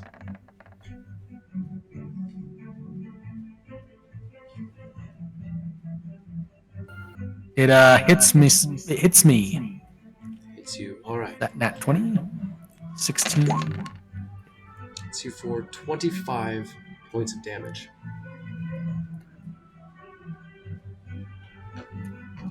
Need a concentration check for the mirror image, or is it?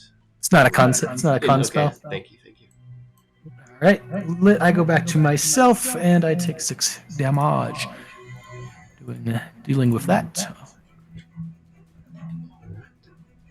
Let's see here. You also must oppose a grapple check or be restrained. So go ahead and before you can move, you need to either athletics or acrobatics to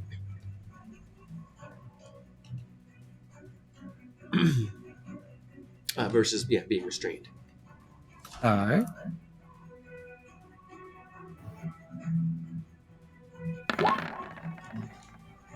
It'll be a straight roll, only a 5. Okay. Zim is currently restrained. Just pop it up in chat here. With all of my images around me. Indeed. I'm just going to throw it up in our chat there, so it should come up in the viewers here in a second. Yeah, there we go. Excellent. So yeah, your speed is reduced to 0. Attack rolls against you have advantage, and your attack rolls have disadvantage, and you have disadvantage on Dex saving throws. The second attack toward Kinnit is a 16 to hit. Was it towards Kennett or towards Crenshaw? Oh yeah, I'm sorry. Where did I? So yeah, Crenshaw. It was Crenshaw. Thank you. And it was a 16 to hit? 16 to hit. 16 misses. Fantastic. Toward Arus was an 18, which is going to hit.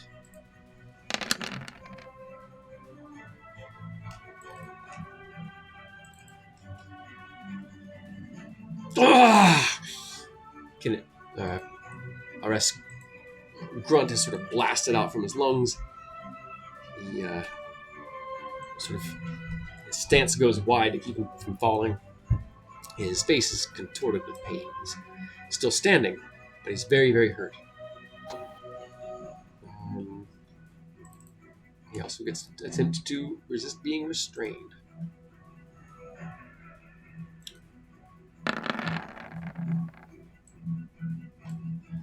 And Ares is now restrained. And quick question, we've already used our reactions for this round, or can I use one? Let's see here. Yeah, we used our reactions just before we rolled initiative. So for this round... Okay. Yeah. Okay. Or until your turn comes up. So everyone has their reactions back, since they, except for you, who you haven't taken a turn yet. Okay, got it. But I'm going to go ahead and put a net on, even though we don't have an official net right now, Kenneth. I'm going to use the net icon to show who's restrained. All right, next in the order is Crenshaw. Okay. Actually, I do have a quick mechanics question. So in Rally, it says to bolster the resolve of one of your companions, which means I cannot use Rally on myself, right? Yeah, that's how I would interpret it. Okay, got it. Then I'm just going to attack with my longsword. All right. Are you looking at it or averting your eyes? I am going to look at it. All right. Make a wisdom save. Bless. This has worked out for everyone so far, so it should work out for me. Was that supposed to be at disadvantage? I don't know why I had it on disadvantage. No. All right. So then it was a 21. 21. You look at it, and this has happened to Crenshaw before. He's been one of the only ones that's looked at it and just been able to go, whatever. So for whatever I've reason, seen worse things in the shower. Nice. That just leaves his imagination wide open. Excellent. So Crenshaw, you can make that attack with no disadvantage, and in no other way hindered by this thing. Okay. That. Oh, come on. That's a 12. 12 is going Plus to 2, miss. right? No, we're not flanking. Plus we're not, 1. We're Yeah, it's grappled. restrained. No, I Um, mean, bless. Do We'll you have still a have bless, or is that nimbus gone? of The bless sight of is a light plus around 1. Say again. Oh, the plus. Never mind. Okay. So yeah, that Okay. is going to miss. You cut through again. Smoke. I'm gonna. No. What time? All right, I'm gonna use my session inspiration to swing again, or to re-roll that, Okay. if that's okay with you. Otherwise, I can hold it. That's absolutely fine with me. All right, let's go again.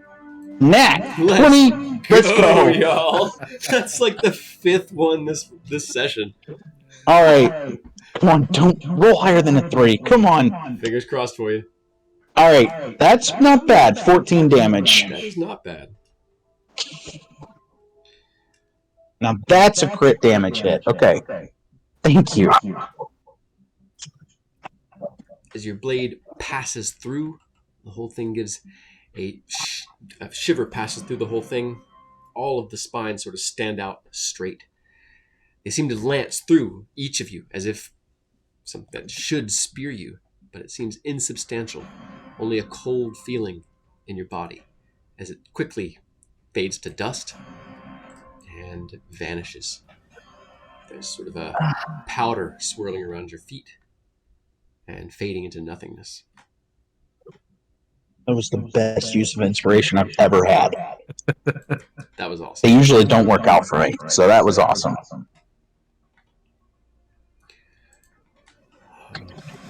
Ares looks around to see who else is wounded, completely ignoring his own wounds.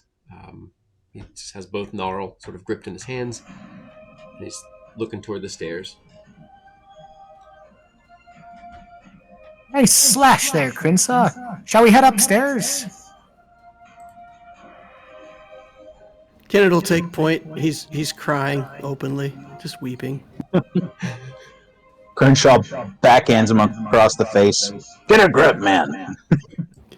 It was so beautiful. Awesome. All right. Crenshaw's going to flank right behind Kenneth again on his exploration up.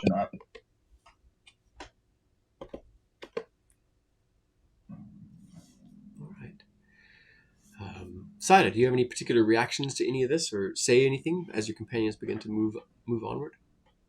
She is very tunnel visioned, and I think she's sobering up quite a lot, so I think that there's the awakening to the grueling situation that they're in. Absolutely.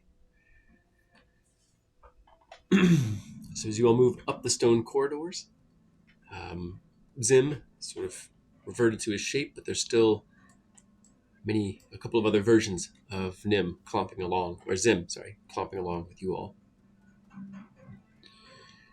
As you make it up to the corridor at the top of the stairs, Zim directing you northward, you come out into a series of teaching chambers, as is what he calls them. You can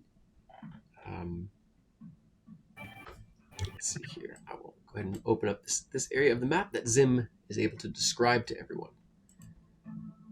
As you come out into it, coming from the north, the top left corner.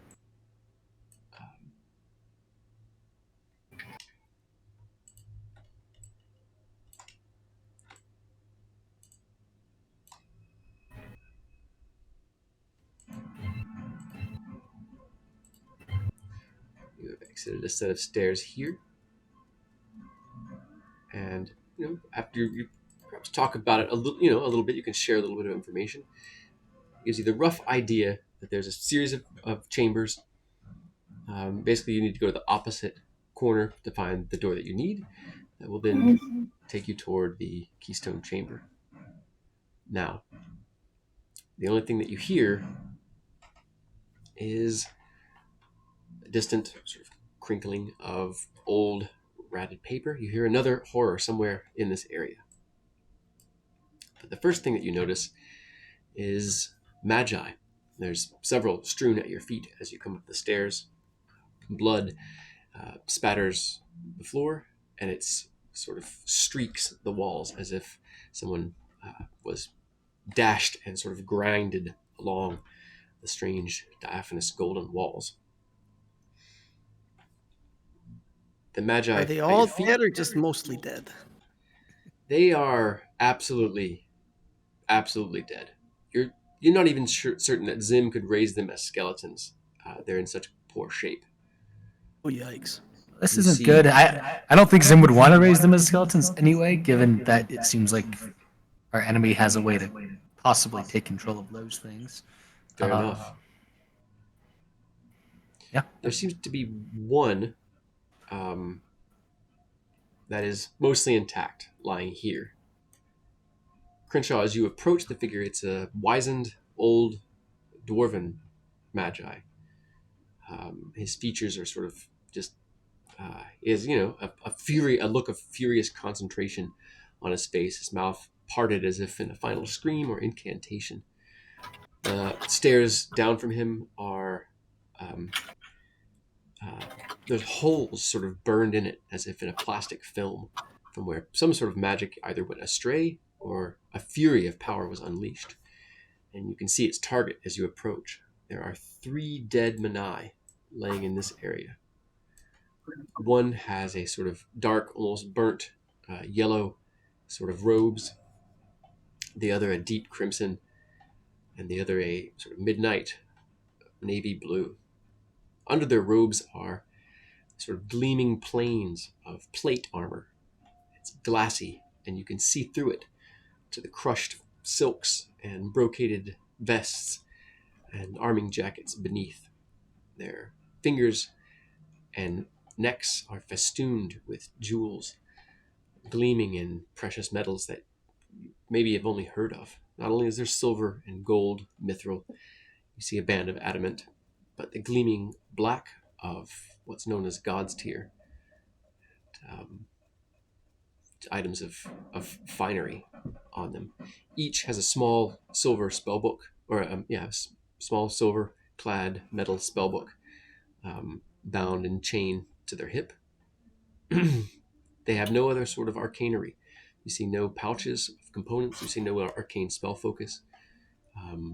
They have these almost dressing gown style robes that gather over the armor, they flare out at the wrist. Those hoods seem to sweep to the ground. Though most of the Manai that you've seen don't touch the ground, they just sort of drift along above it. So,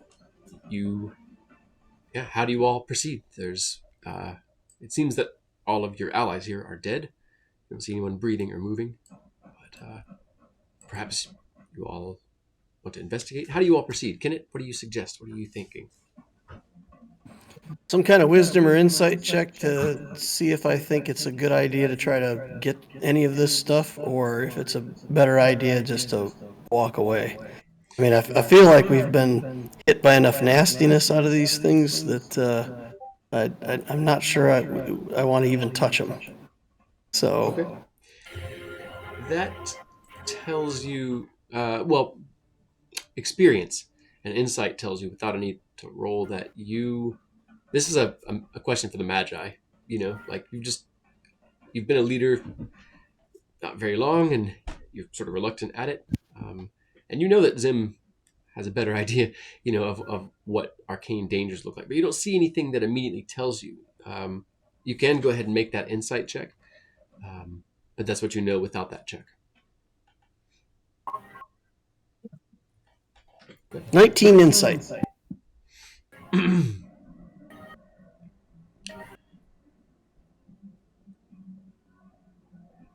the Menai are clearly dead. They have been eviscerated. One of their arms, their pale bone white arms, is sort of lying off to you all's left out here. There are many multiple deep slashes. There are burn holes through their bodies, similar like whatever fire was let loose here was hot enough to not only burn through them, but to burn through the very walls of the place. They are certainly dead. Any traps or enchantments they had laid on themselves that have likely faded, but some of their items might be warded specifically. If anything else is that's Zim's department.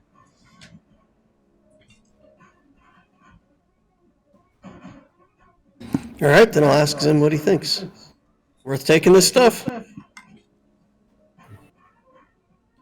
It could all be very useful, but it'd also take time, and some of it could be potentially dangerous. All right, that settles it. We come back for it later. Let's go. I agree. We should be careful. There was some noise coming from that room up ahead. Sorry to interrupt.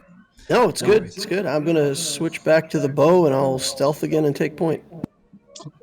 All right. Go ahead and move yourself up past the fallen magi.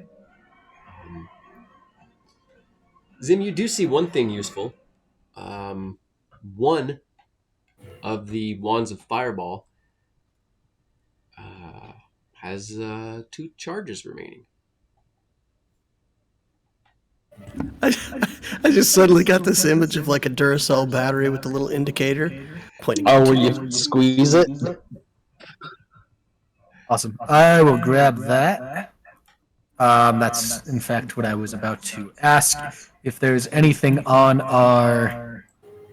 my fellow magi that looks undestroyed, magical, useful.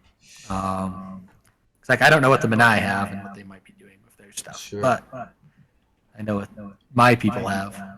So these are wizards. They are hall wizards. They are not field magi.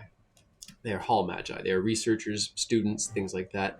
The older dwarf is the one that had the wand.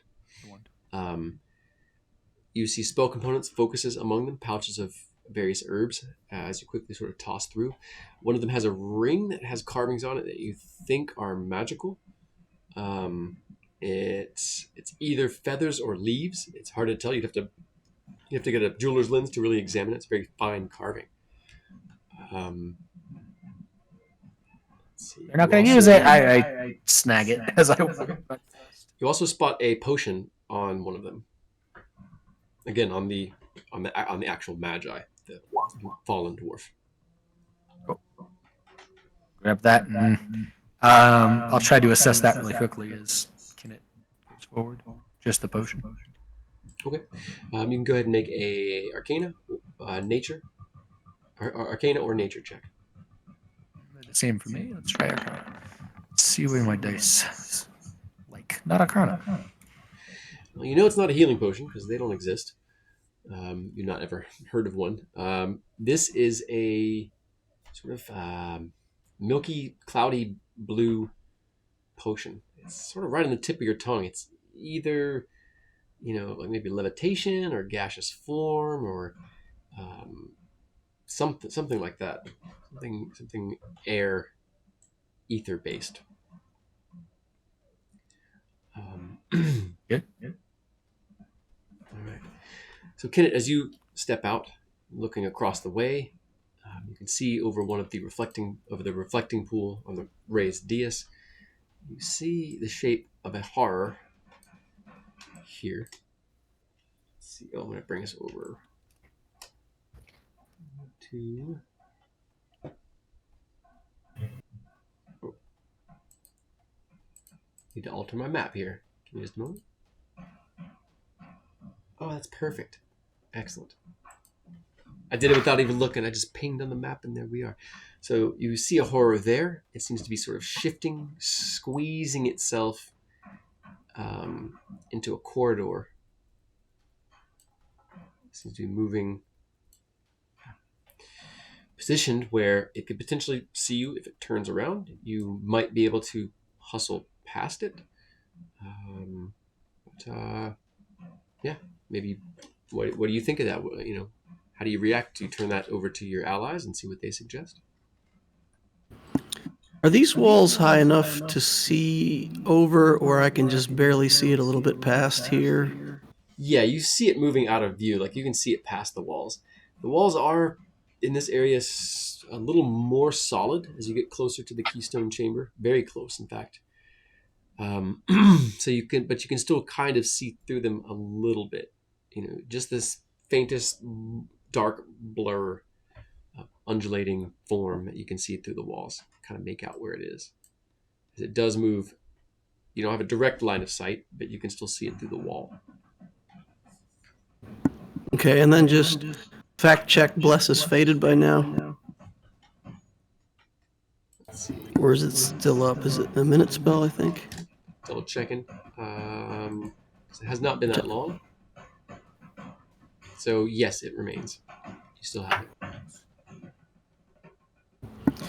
Okay, I'm gonna let everybody know that it's over there, and I think we should ranged attack it and make it come to us. I don't think we can sneak by it. All right. And then I will wait for input. You got it, boss. Welcome back, Saida. Thank you. Yeah. So a little update. We've moved on to another floor. You have seen out in front of you. There are several dead magi in this area. There's one older dwarf, actual official magi. And there are 3 dead Menai in this area. They have finery and loot upon them that you all have pretty much determined to leave for a moment, as some of it might have enchantments on it that will hurt you. But you also know that there's a horror in this area. You can kind of see it moving through the walls. And Kenneth has suggested that you all attack it and try to draw it out. He doesn't think that you all can sneak past it. And he's open to everybody's input.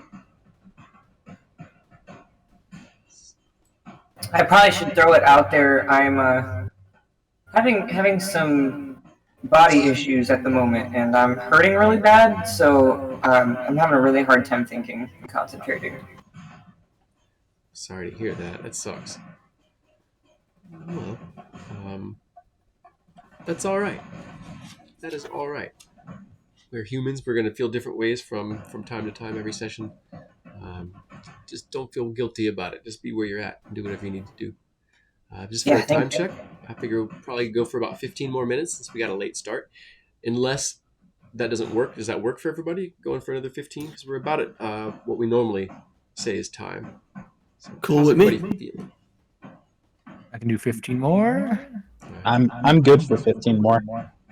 Okay. Saida, do you think you can do 15 more, or you're not feeling good? I will do my best.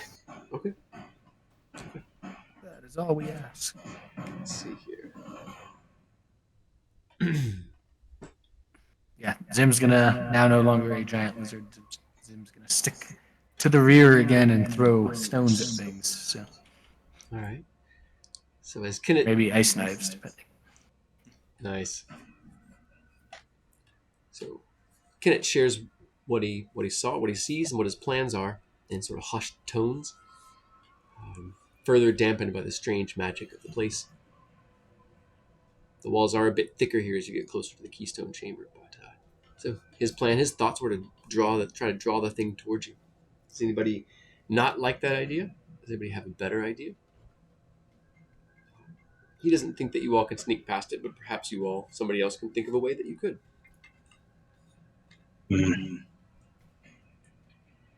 Not sure. Unless these doors close, then maybe we could lock it in that room.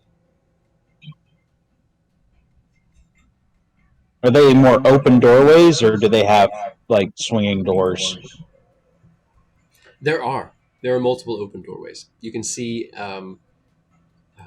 Or I guess, do they have doors on them, like the entryways to these places? These all seem to be open, but you do see there Okay. are closed doors, like almost in every nook. There seems to be a Okay. central hub that connects to these teaching chambers. I guess my idea was if there was a door on the entryway it was going in, we could try and wait for it to go in and close the door behind it, try and lock it in there. But if there's no door to that specific entryway, then it probably not going to work. Might be possible to use something else to bar it in.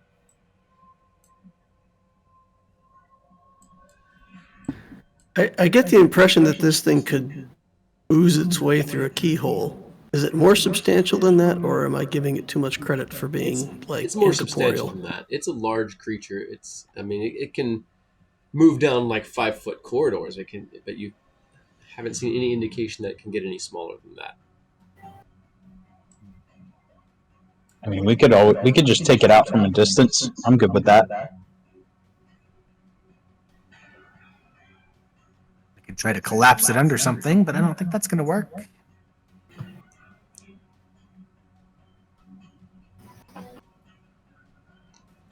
I say we ready actions, use Saida as bait, and when it comes for her, we all just let loose. How does Saida feel about that? I think she understands the general sentiment given the history we've shared together, but no! Hey, as soon as it comes this way, you can run away. It's all good. It's all good. You just need to get its attention so that we can ambush it. That's the best we've got. Out of character, I can't think of something that's going to keep this thing in. I don't have a relevant spell. I don't have anything in my inventory that looks like it's going to make a difference. I'm out of other good ideas. Yeah, me too. Yeah, the only thing I have is Earth Tremor, and that doesn't really. It's a smaller area spell. Okay, we don't have to use sight as bait. I'll throw an octopus across the room. It looks like there's a pool of water. Ares sighs and like shoves himself off the wall where he's kind of leaning and runs around the corner. He runs past Kennett unless anyone stops him. He runs up to the pool and he starts screaming. He starts shouting. The horror begins to drift around the corner toward him. He runs, kind of angling around it as it moves. He's sort of moving this way. Continues to drift toward him. I mean, as it comes into view or full view, I mean, Crenshaw's gonna unleash his heavy crossbow. Okay, please do. Yeah, same. And I'll throw a stone at it. And we confirm Bless is still on before I click this. Yeah. Yes. Okay. Will not like stop to loot or do any serious examinations. There's 3 rounds of bless left. All right, that's 19 to hit on the heavy crossbow for Crenshaw. That is a hit. All right. Well, keep in mind, yeah, whether you're averting your eyes or straight roll. He's sorry, he's going to look right at it. All right, go ahead and make another wisdom save. Zim, was that with disadvantage? Shoot. All right. Yep. Well, I failed that wisdom save. It was only an 8. Okay. So it's with disadvantage again. So go ahead and roll another attack roll and see if that's going to hit. That one is a 12. That is going to miss. All right. And then I am charmed, so I have tunnel vision looking at the creature. Mm-hmm. Everything else fades from your awareness. Got it. Any movement restrictions? No. If you attack it, you can only make that single attack. One attack against it. Yeah. Got it. At disadvantage. Zim turns away and throws a stone at 16 to hit. That hits. Who would have thunk it? 6 bludgeoning damage.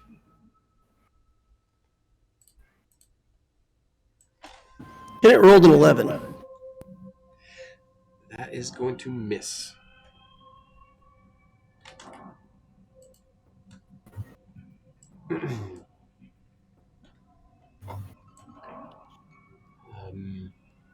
RS, fires at it. And he runs around the corner, out of sight.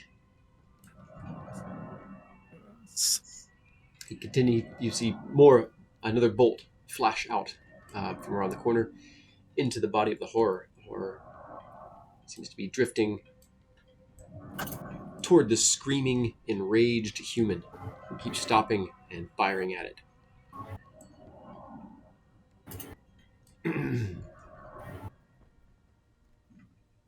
I say we don't make a sacrifice in vain and go. Top of the order is Kenneth. Do we chase after it or do we go to our goal? Time is precious.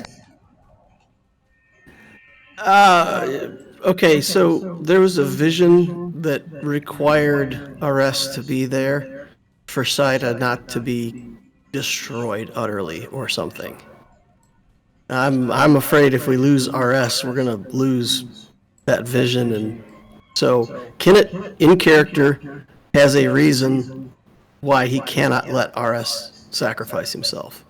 So I will step around the corner. I'll send the octopus in.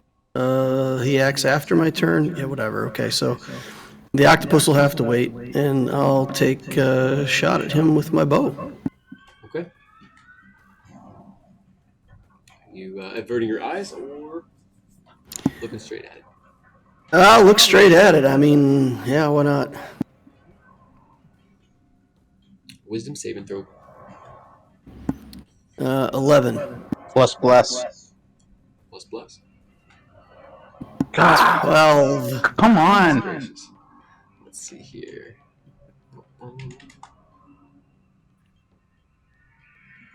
Alright, that is disadvantage, and it limits your action to that single attack, which you're arching anyway, so not too much loss there. Okay, 16 and 16 with disadvantage. That's a hit. Nice. Nice. Those often. 17 damage. Very nice. Let's see, hold on, just give me just a moment.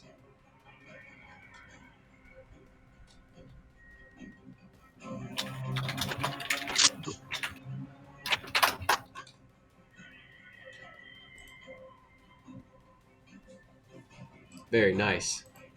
Any movement? Any more movement for Kenneth? Nope, I'll tell the octopus to go over there and deal with this thing. All right. The octopus acts. What are you commanding it to do? Can I have it give me the help action? You know what? Just to help the next person to attack. Yeah, it can definitely do that. It's gonna wrap itself around a tentacle and try not to get shaken off. Excellent. Where if there was even the briefest thought that this horrible thing was anything like an octopus, now that your octopus is sort of crawling up one of the tentacles, grabbing another, sort of hold several of them together and distract it, it stands out as something starkly from another world. All right, nice round for Kenneth. Next in the order is Saida. Well, I think she respects her orders, so I'd like to run in towards this thing and take a slash at it. And I'll go ahead and look at it, because why not? Everybody else is doing it. So Absolutely. is it the wisdom? Yeah, wisdom save.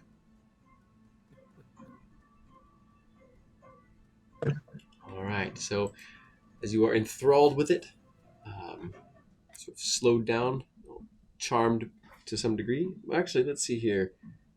You are an elf. Are you not?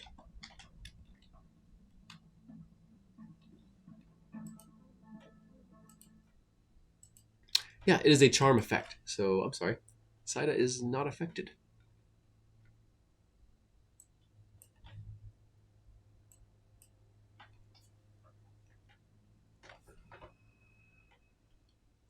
Oof. All right, that's 12 plus your bonuses, right? Yes. What was the? Using your scimitar as a +4. Yes. 16. 16 is a hit. I'm going to go ahead and click on the scimitar, so you can just roll weapon damage with that. 'Cause, yeah, that 16 is definitely a hit.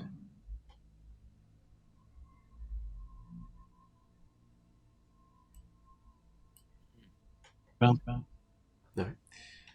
Let's see here. Roll it twice, right? Say again. Should I roll it twice? that was for the crit earlier. Oh, Yeah. okay. Yeah. Oh, it's +2. Yeah. Damage is damage. You still have your bonus action if you choose to use that as well. Yes. I would like to take an oath of a vow against this horror, and which I can put that in there. Yes, please do. Yes. So I'll gain advantage on attack rolls against the creature for a minute.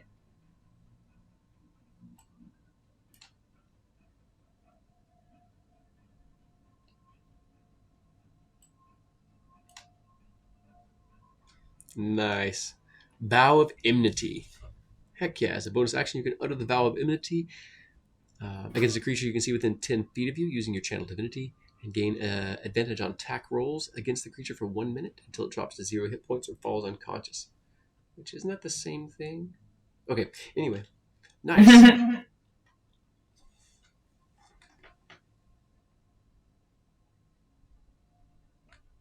Excellent. All right, nice. Arrest still screaming, but now shouting and cursing at you all. Cursing Kennett's name, Black and Blue. Get out of here, you bleeding idiots! Trying to draw the damn thing off. Fires.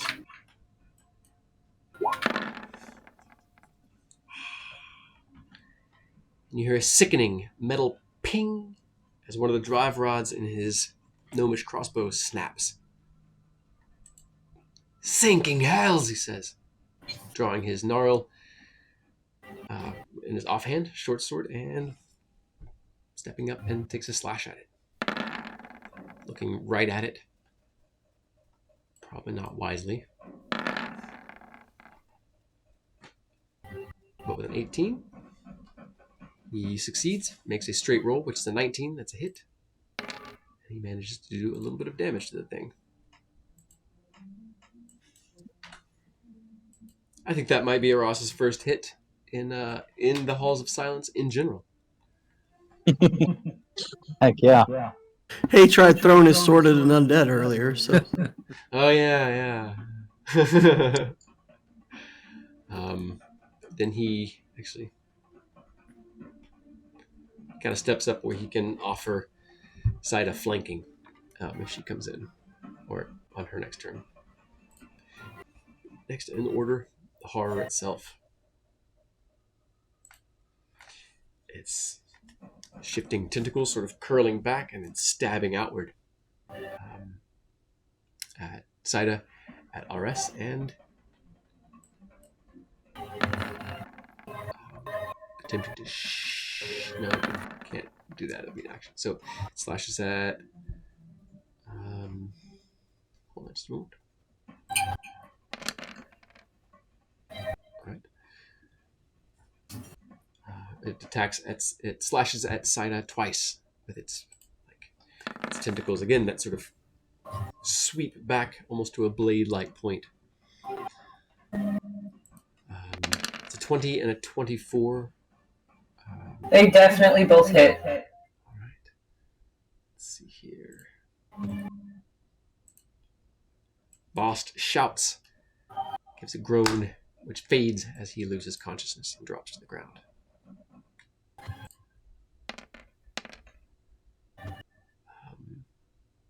One of the tentacles hits Saida for 15 points of damage.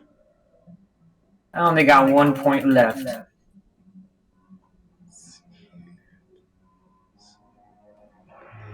Third one.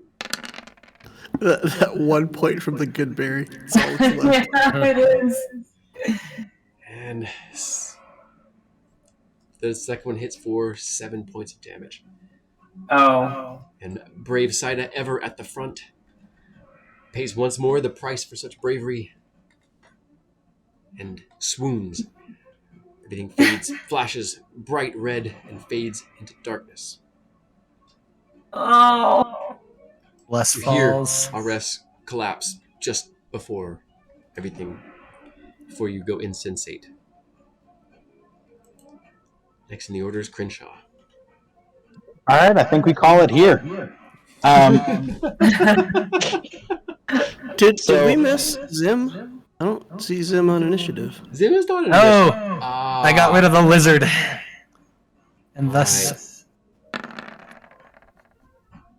That's okay, I'm a 2. Well, That's 3. perfect.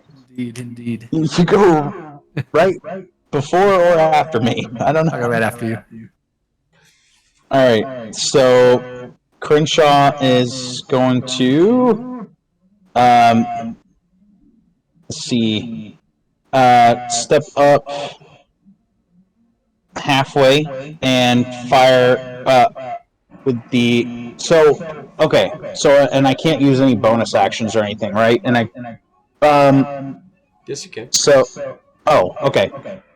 Then I guess and just to be clear, Goodberry giving that to Saida as a bonus action, right? Yes. Okay. Then I've got it's a 2. blessing. I'll take it though. I've got 2 as well. So he's going to take his shot at disadvantage with the crossbow. For a 17 to hit. That's a hit. All right. That is 8 damage. And then he's going to step up the rest of the way and shove a good berry in Saida's mouth. As you trigger the crossbow, the bolt flashes through the air, tearing through 2 of the tentacles. They vanish into wisps of smoke before they even hit the ground. You step forward, you pop a good berry into Saida's mouth. Saida, you gain 1 hit point and consciousness. Then I started it, and then I got embarrassed, so I'm not doing it now. But we'll come back around and do it next time. Absolutely. All right. Next in the order is Zim. Alright, so he's going to move out into the hall.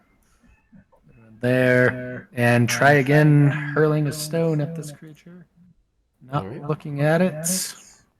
All right. Am I able to make a wisdom save to not be Oh yeah, I'm charmed? sorry. At the bottom of your turn, absolutely. Sorry, I forgot to do that. That's why I was saying I thought you would be okay. But 'cause, you know, it doesn't matter anyways. Yeah, I got a 3. Only an 11. The 11 is going to miss. The stone sails overhead and explodes against the shifting thin gold walls. Alright, that is it for me then. All right. Yeah, that's it for me. Creature is moving fitfully. It's partially translucent. You can see RS's still form through it. You hear a door creaking open. A rare metal door set in a frame. Zim, you know this is the actual entrance to at least from this angle. There's many entrances to the Keystone Chamber, or there's several, but from this side of the halls of silence.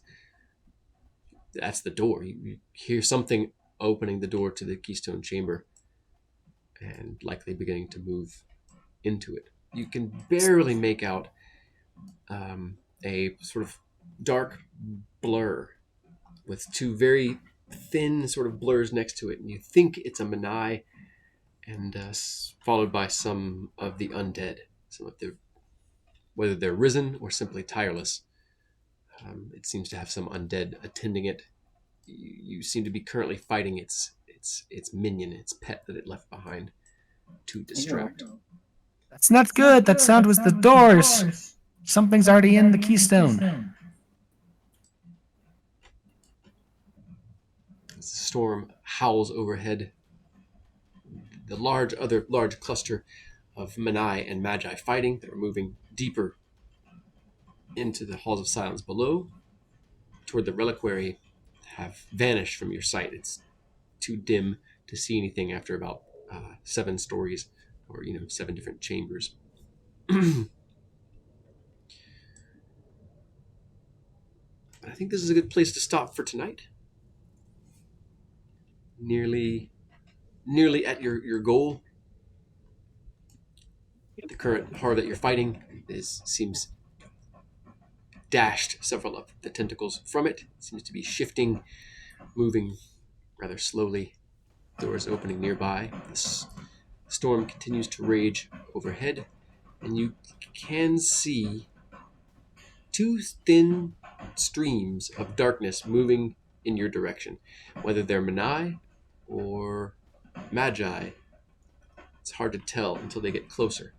There's really not any time to look. I think we'll stop here and pick up next time for session 11 of LandFall and see what happens. This has been a really, really fun session, and it's really good to get back to it after a week of break time from it. Things are getting pretty intense. Some more people have perhaps learned of Saida's abilities. RS We just sent them has away. stayed uncertain, and putting, at least in Kennett's mind, putting Saida and all of your fates into an uncertain position, if they were ever certain, either since you all came and helped form the Alliance effort, or before the ever-shifting waves of fate that you lived your lives on countless generations before you did as well. As time slows to a crawl and pauses for all of the events in this world, we can take just a moment, if we want to, sort of kind of consider their situation and what they might be thinking, and what they might be thinking next, what they're afraid of, what they drive toward, what all this means to them. But let's check in. How was everybody's session? Saida, I know that you weren't feeling well. You haven't been feeling well during part of the session. We appreciate you being a super trooper, though, and staying with it, even if you felt a little fuzzy, stuff like that. But how was your session? It was great. Other than that brief moment, which happens, it was very unsudden and then started to go away, thank goodness. But other than that, I felt pretty clear tonight, and I loved how action-packed this was, how we just moved on from one thing to the next. And these creatures are terrifying. No, they're horrifying. Let's be fair. Very true. Thank you. And I just have to say, for my own sake, since none of the rest of you have played with me before, I promise you, I am making up for how much I haven't died in other DVDs for how much I'm dying in this one. It's true. It's definitely true. Fantastic. But it's on brand, right? I mean, it's like each character has to have their thing. So Absolutely. Oh man. Heck yes, that was great feedback. How about you, Deal? Any thoughts for the night? Pros, cons, ups, downs, complaints? and I love your storytelling. Just the little parts where you interject that it's like, you kind of hear the thunder echoing in reverse and stuff like that. I mean, it really gives the whole setting. You explain like smells and stuff like that, just like little comments, and man, it's so engaging for me because I feel like this is out of character. Like this is a kind of a scary setting, and we're in this race, and I've got no idea if we're going to make it where we need to be in time. And I sent the mages away thinking, honestly, look, if they live to tell the tale, then they succeeded in their task. And if they fail in their task and they know, or they, whatever, they fail, then it doesn't matter anyway, right? So, Yeah, totally. I don't know. So I hope y'all didn't mind that decision, but yeah, I think it's a very engaging story. Thank you so much. That is incredibly gratifying. I really appreciate that because it's the thing I love the most. I mean, it's one of the things I love the most about doing all of this is really trying to set the scene, trying to immerse everyone. My goal is to make you forget about your character sheet, kind of, you know what I mean? So thanks for that feedback, man. I really appreciate that. Yeah, keep it up, man. I love it. Heck yeah, I will do my best. And with such awesome players, I don't know how I could fail. Y'all inspire me. So, well, how about you, Joe? Any thoughts for the evening? Pros, cons? I enjoyed it. Finally got to use the fun of a wild-shaped,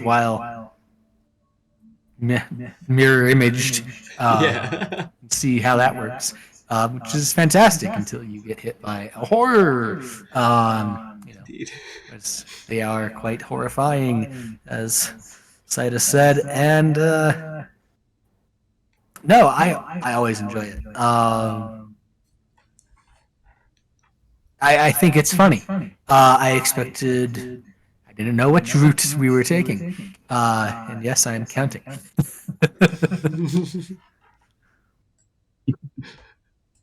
Awesome. Heck yeah. Thanks for that feedback. That's fantastic. How about you, Bri? What are your thoughts? Honestly, really cool to see these. I remember when we played this in our campaign. It's going a bit differently this time. But just to see the maps that you've picked out for the Halls of Silence this time are really awesome. I'm a visual person, so I mean, I do, I listen to the descriptions, and yet I still find myself, staring at the map, looking at for strategy and things of that nature. So but I appreciate the effort that having had built maps now. I appreciate the effort put in to take the time to put this together. But yeah, I'm definitely enjoying it. I agree with Saida. I like the fast paced nature of today, where it was one thing after the other, moving on. I think we're doing a good job of staying on task, and it's been fun. It's fun combat. So Awesome. That's awesome feedback too. I appreciate it. This has been pretty action packed, and it feels like we're, even though it is action packed, we're all getting some like role play and characterization in there, and man, and the dice were super hot tonight for you all. Like how many? It was like 5 or 6 nat 20s. I think I rolled 1, but it was with disadvantage, so it didn't count, which is fine, I suppose, for you guys. The GM not rolling crits is going to work out really good for you all. But yeah, I mean, I appreciate that. This is really fun. I'm looking forward to the next adventure that we do, Goblin Stone. I've made all of the maps for that. At least I'm almost done. I'm remaking one because I didn't quite like it. So yeah, I wanted to have some good evocative and good, tactical maps and stuff like that. But yeah, I'm super excited to see how you all handle this moving forward, where you're certain now that you're going to fight a Manai and some other minions in the defense of the Keystone Chamber. Coming into it pretty roughed up, not having had a chance to rest, there being no known healing magic in the world. I'm excited and curious to see how you all pull this one out of the fire. but I believe you all will next session on Landfall. Thanks for coming, everybody, our amazing viewers. Oh man, Small Wonder and Valentine. We had a new one tonight, a new friend. Pizza something? Pizza It was a Pizza- great Apocalypse. Pizza Apocalypse? Oh man, it's good. Yep. Thanks everybody for joining us again, and especially with that week hiatus, really appreciate you all. Next week, join the Mythlanders and I for session 11 of Landfall. Have a good night, everybody. Take care. Drink some water, get some rest. We'll see y'all next week. Bye, y'all. See ya. Yeah.